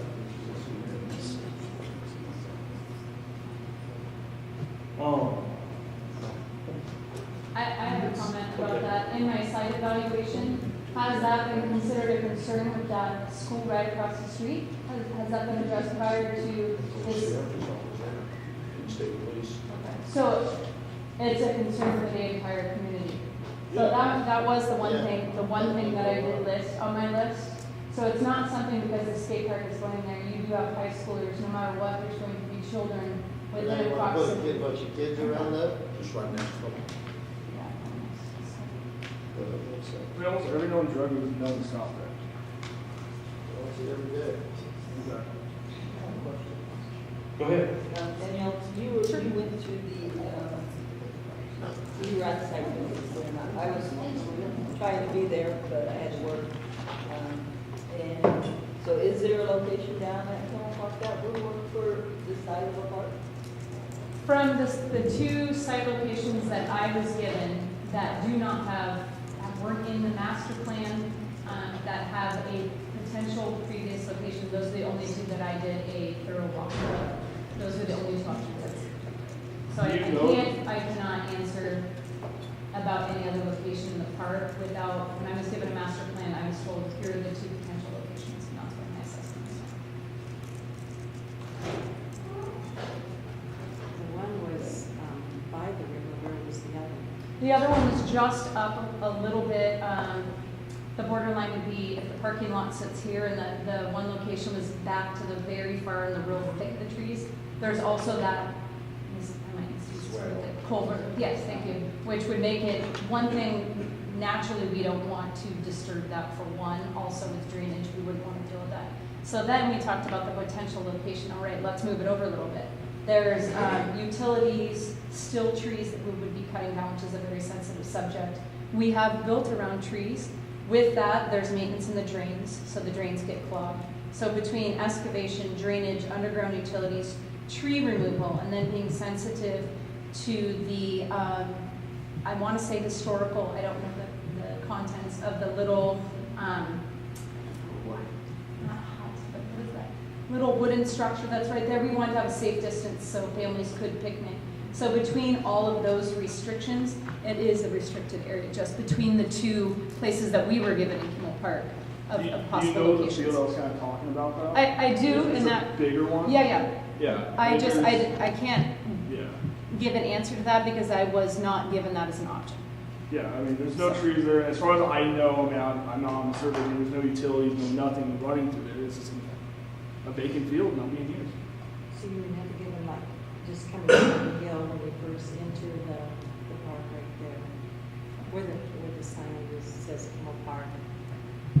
So Where it used to say skate park, future home skate park. Where would you put it? No, I was not told that. I was given a master plan that said potential planning for other areas of the park, and that was utilized by other events, potential planning for the future, and I was given two locations to choose from.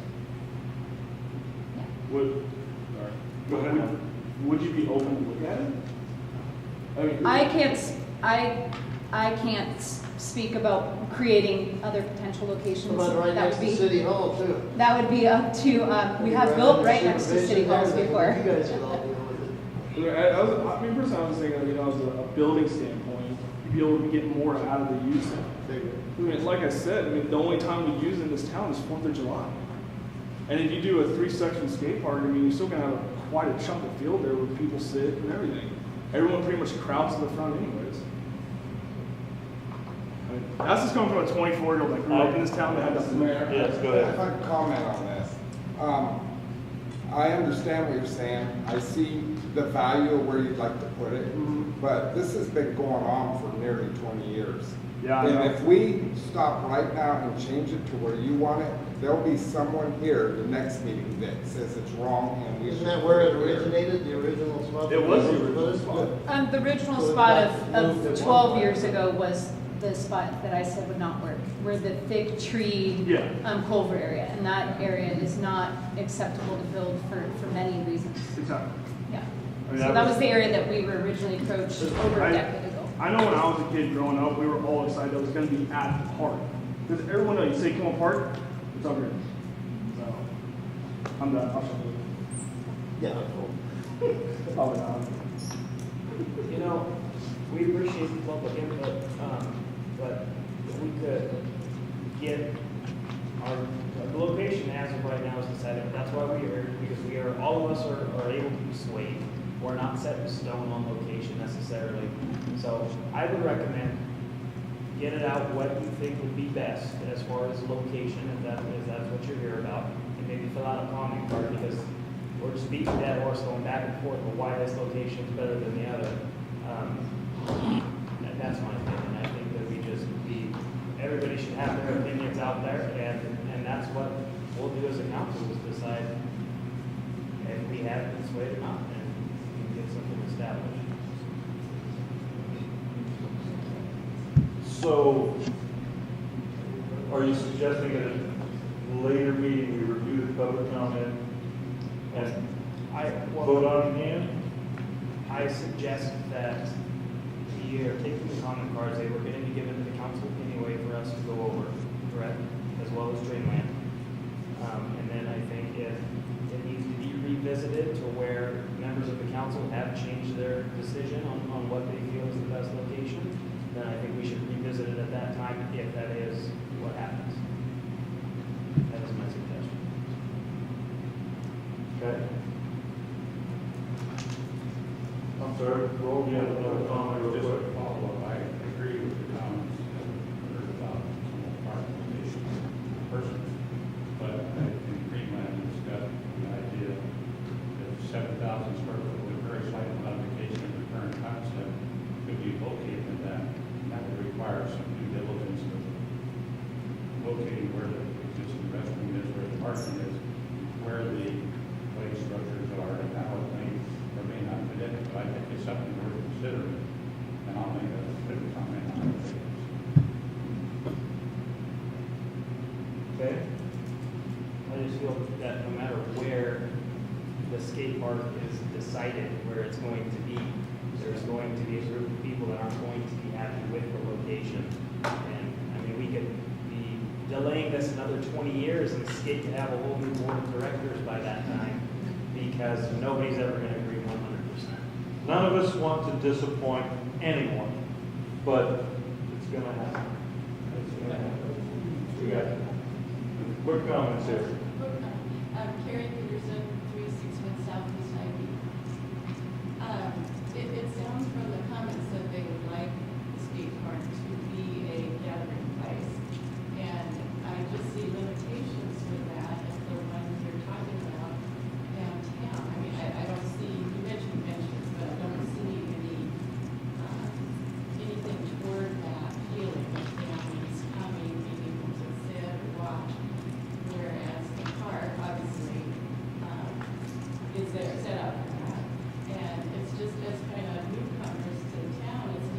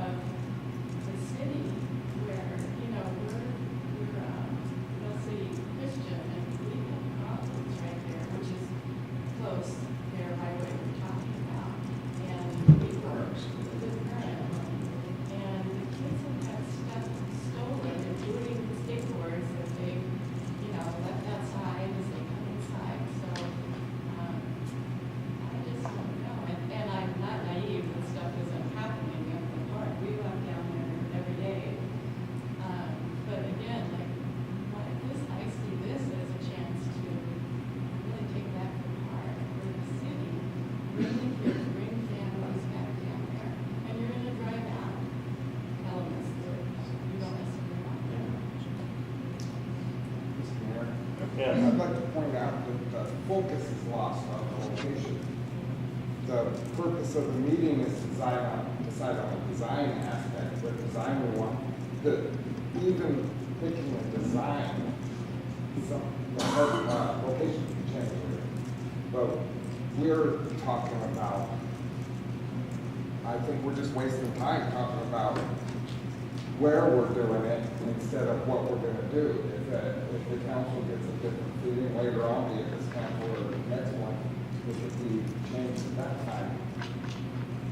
And, I mean, that probably wouldn't be the best scenario, but if that's what everybody wants, then we'd move that way. But we've totally lost focus of what we're doing here tonight. That's the big, Move forward with more of a concept to move forward on. I think you're correct with a lot of that analysis. I think we definitely do want to hear also about these three different concepts and questions on that as well, because as Danielle said, yes, this could be placed other places. So I think we've heard a lot of comments on location, stuff like that. I would love to see comments, written comments, stuff like that. However, I do want to hear comments on the design concepts themselves. I think everybody that was here and left got their opportunity to weigh in on a number of things, and perhaps we lost a little bit on that. I do know that I heard young Thorson say something when we were up over there about one of them in particular, because it had more features for people of his age group. So I guess with that, I would love to hear some comment on design elements. As it's been pointed out to me, we have heard a lot of comment on location. We'd love to review that in your comments, but we'd also like to hear something on actual design. So anybody that knows anything about skating, because I don't, or why these here particular designs, one is better than the other. Matt? Yeah, the one that I did really like is on the plan one, is the shack. Now, is that gonna be like actual like snack bar, or is it gonna be like snack bar skate shop, or something like that? And how's it gonna be ranked? Like, who's gonna run it? Yeah, so that would be run through skate organization for skate. The shack would be, has potential of having goods, food and drink, also gear. We're running skate camps with lots of kids. You gotta have somewhat of an office space to keep record and sign in and do all that. So it'd be like a multifunctional little facility for all those kind of things. So would it be open 5 days a week, 7 days a week? Yeah, no, that would be, we haven't talked about that kind of thing yet, but yeah, obviously we'd have an opening and closing time. It doesn't mean the skate park would be closed, I don't know, but just because the shop may be closed, it's still a public park, so. I'd like that. When I viewed it kind of like they have the little things down at the softball fields. Okay, so when you have an event, you have some availability to things. And whether a skate is there selling hot dogs, or one of the high school's clubs is there selling hot dogs, that's a potential at any time of the year. I see it as being an expensive thing to try and man it constantly, but as a potential space for storage of brooms, things like that, or potential to sell gear, or when they're having an event, I can see it as being a valuable space at that time. But most of the time, I don't see it as being something that's manned or open. My own concept. Skate might have a whole different idea. So it's all opinions. I just have one question. On all these designs, they all look great. My question is about like spectator seating. Have you guys planned out like benches or like bleachers or somewhere so people can come and sit and watch or hang out? Especially if you have an event. Yeah. I mean, if you say you have a professional here, like say if you got Tony Hawk here, I would go and watch. Tony was Because I'm a just in my personal house. friend of Tony Hawk. Actually, I mean, So we were asked to do 3 site amenities. So we did the skate shack, a restroom, and the water fountain. There are many other amenities that will be there. There will be benches, there will be landscaping, there will be natural buffers to help with keeping boards in, potentially a fence, potentially a bike rack. So during the construction drawing phase and the series of public events specific to the final design process, we will be taking in all amenity requests. And during the budget process where we say, okay, this is great, you guys want a bike rack, you want 3 sets of, do you want, three tiered bleachers that you can get a higher view and safe space, here's the cost. So during that, we'll do a cost analysis of each individual element of the plan. Sure, yes. Yeah.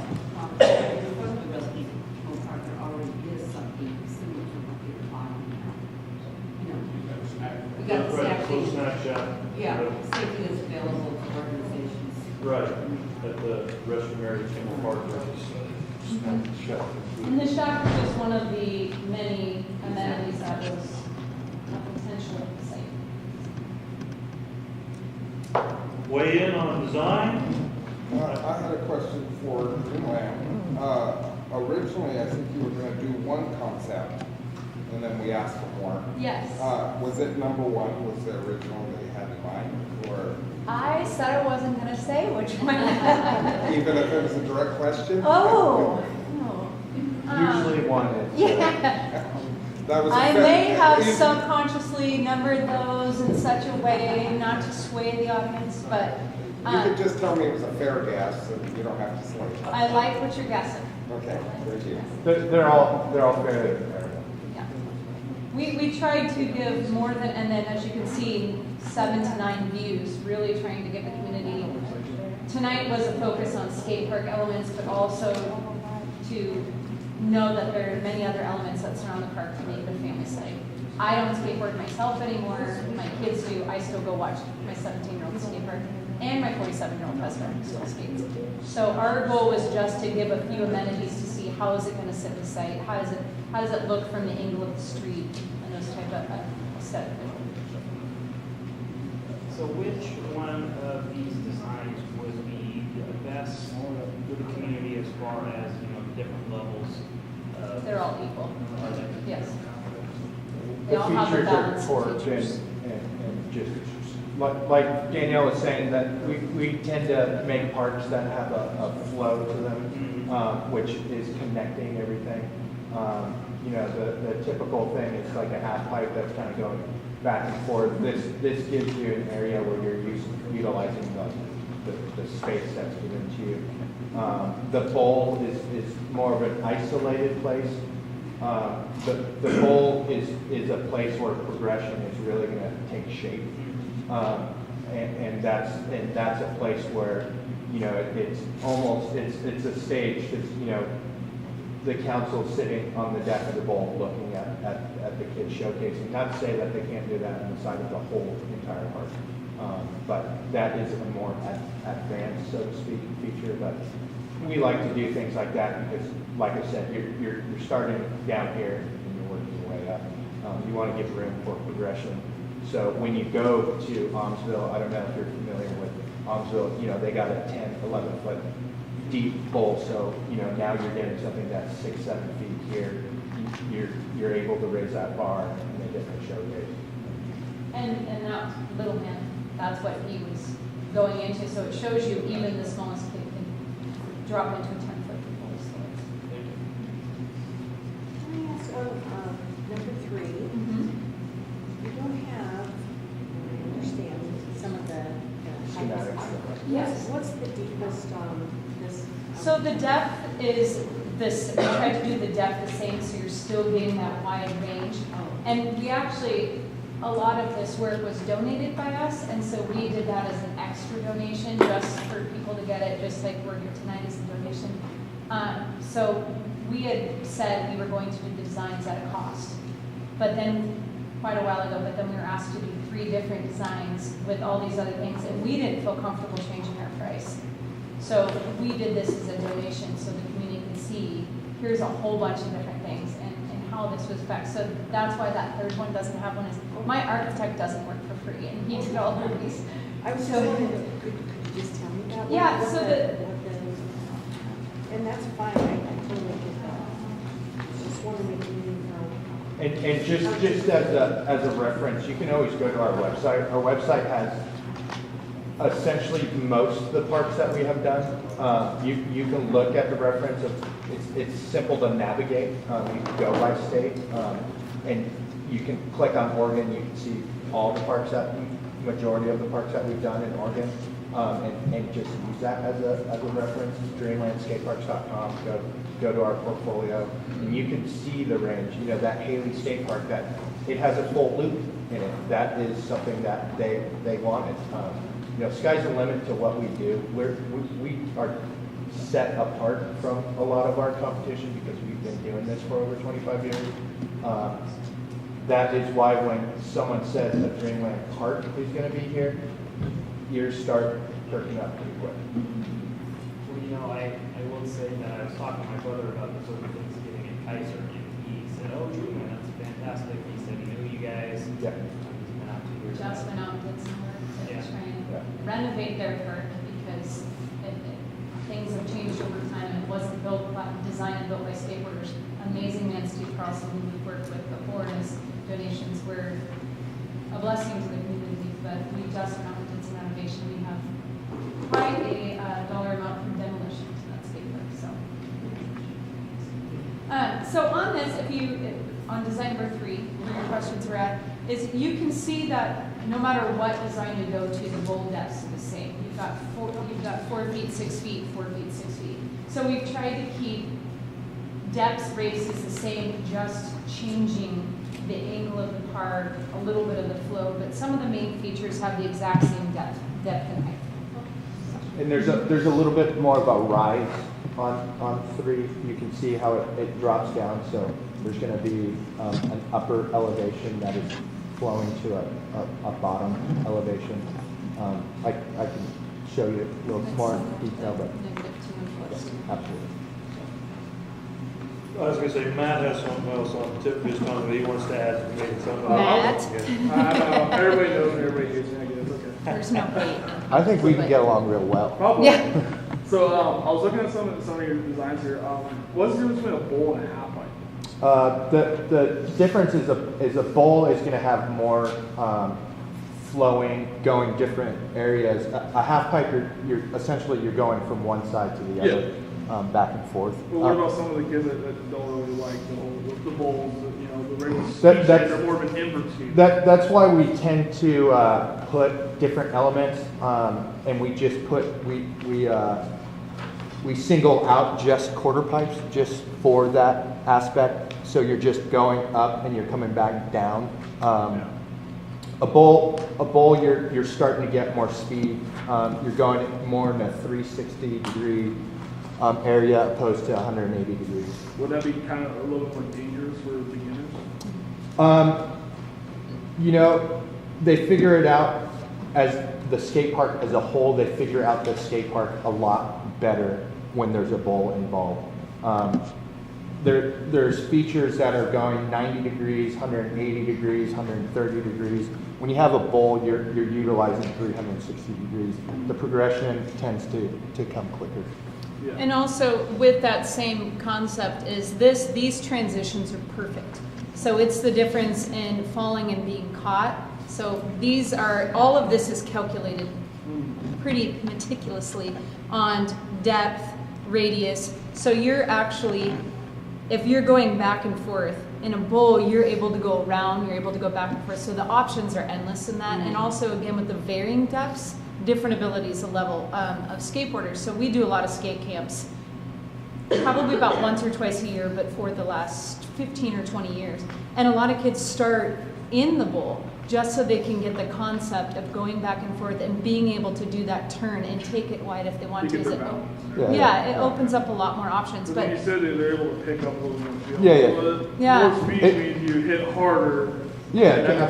Oh, you're still getting hit hard. Absolutely. And then learning game. And then it takes that half pipe and it puts in at 360. I mean, I could go in a bowl and I could go back and forth essentially if I wanted to do that. So you could, if you wanted to, you could usable as. Absolutely, Yep. yes. But you're taking that 360-degree concept and you're being able to use the bowl as a whole. And that's just basically, you know, how skate parks started when they were jumping fences and skating swimming pools. Councilor Cameron, I think, has a couple of questions. There is just a few things that I'm not familiar with. What is the rock feature? I imagine that's just a rock. Yeah, it's just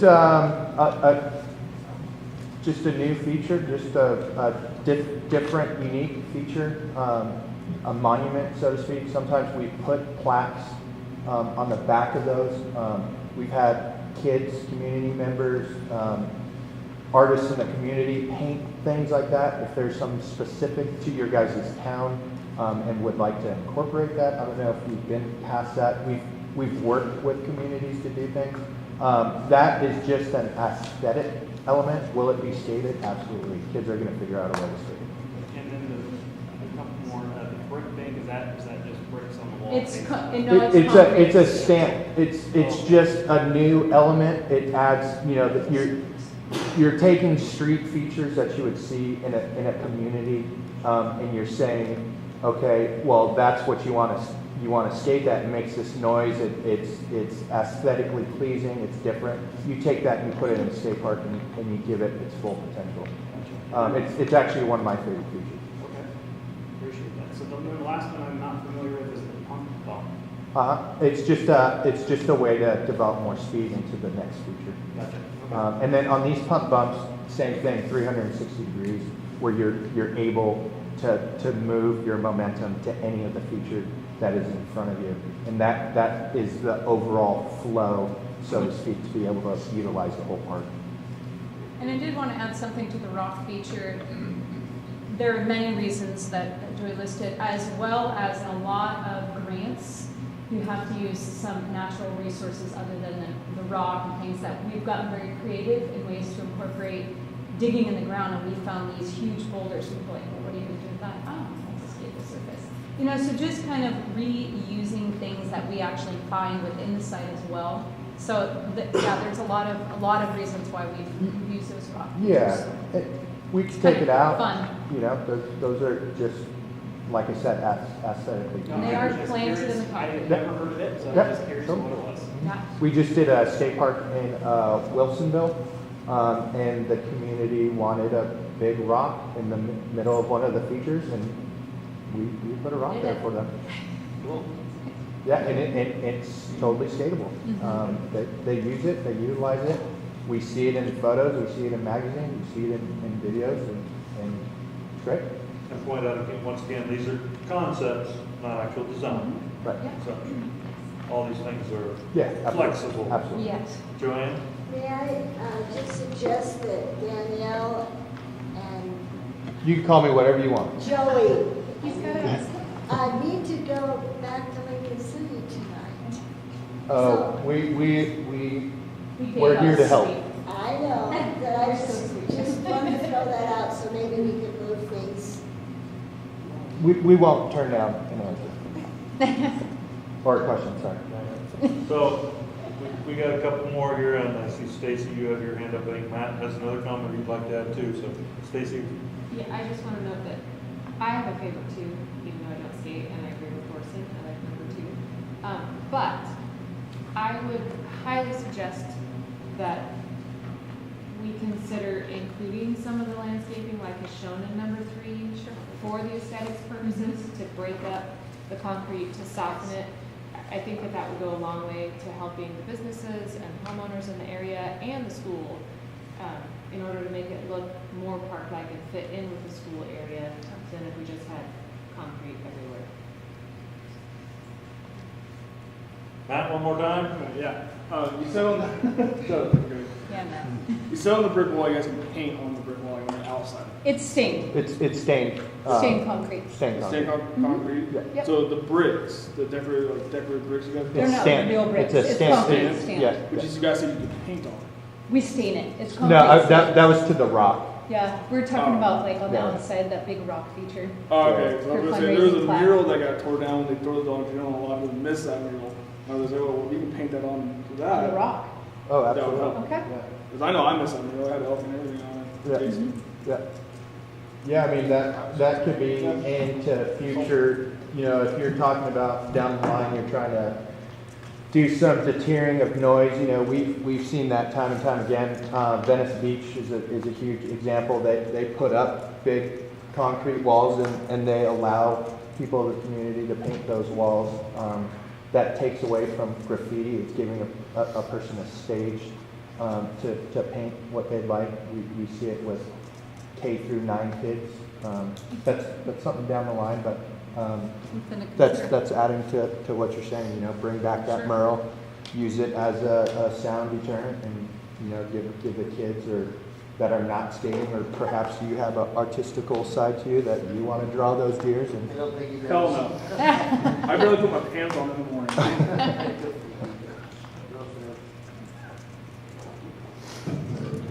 Is there anything further to bring something new to this discussion? If not, obviously they have a ways to drive home, but I get up at 5 o'clock in the morning myself, so. It's only 8:30. There you go. So, unless there's something new, I would like to ask people to submit their comments. If you know someone that would like to submit a comment that wasn't here, have them do it very quickly. I don't want to put any kind of deadline on it, but we will, as we accumulate all these comments, we're going to put them together and present it all to the council, and we will talk about it one more time amongst the council, and then we will give a yay or nay to move forward and how we're going to proceed. Also, Mayor, we did bring our own sheet. That's for design input. I don't want to confuse what you guys got going on. If there's people that want to submit any suggestions to us as well, so us as Dreamland want to take into consideration as we go back. It's a minute, so to speak, for us as well. So just so you know, there's one with that community input. So. Very nice. Okay. Don't want to confuse you guys, but easily done. Stacy? I'm sorry, I did have a couple of comments turned into me, and I was asked if I could read them to you. Read them real quickly, because I would definitely like Danielle and Joey to hear. I don't know if there really is anything that they need to hear, quite honestly, but I will read them very quickly. Okay. Dear Mill City Council, I have concerns about allocating the city's resources to a skate park. As a prosecuting attorney for over 10 years, I've seen a lot of crime originate in skate parks, more than other types of public places. In neighboring cities, towns, we see skate parks become attractive to drug dealers, transient populations, and those looking to commit acts of violence. It seems there are many other ways to use the limited resources to advance the goals of the community and provide healthy outlets for the youth. Thank you for your time and attention. Sincerely, Melissa Allison. This one's longer. Dear Mill City Council, I would like to express my concern about the city allocating resources to a community skate park. As a high school and elementary school counselor for over 10 years and working with youth for even longer, many years working with youth in San Diego Canyon, and most recently holding the position of counselor at San Diego Elementary School, I've seen a common theme and need. Kids need and desire a positive relationship with adults. As we know, the relationships at home are not always positive. Kids will seek that relationship and belonging elsewhere. Thankfully, kids can find that at school, but there also needs to be others in their lives. In my experience in talking to kids who have frequented skate parks, there's not an opportunity to find those relationships. In fact, it is quite the opposite. Kids that are isolated or disconnected hang out with others that are disconnected, often leading to further poor choices, not making school a priority, drug use, crime, and other further disconnection from family. Monetary resources are hard to come by these days, and I find it hard to see those resources being spent on something that can perpetuate such detrimental effects to our youth. We need to spend our money connecting with kids, building kids up, building families up, and teaching kids, not finding a place for them to entertain themselves away from adult connection. I'm strongly opposed to having a skate park in our community. Sincerely, Ken Allison. And then I'm concerned that there won't be enough people to use the skate park do we have a number of people that are interested and have children interested? Bobby Corey. We're in need of a skate park of some kind. It needs to be in a public place where eyes can be on it, but not in a disruptive place. Ruth Limke. Dan Limke says, I'm in favor of a skate park in the canyon. My only question is, where is an appropriate place to put it? Should we continue to look for the right place and not compromise? And Arden Corey says, I like the location, I like the design. I'm ending on a positive here for you. We need this facility to keep kids off their iPhones and out of mischief. The design is a little over the top. Money should be a major consideration. Those are the ones that we discussed. Okay. I think ending on a positive note was a good, It was good purely choice. by accident. Truly by accident. And that's the person's not heard from the community also. That's right. That's right. Once again, thank you all for coming tonight, and all those that were here and left. Appreciate listening to everybody's opinions and views. Council Plotz has one more thing she'd like to add. We're not making a decision tonight, correct? No, we're going to get our cumulative responses that get turned in, and sure.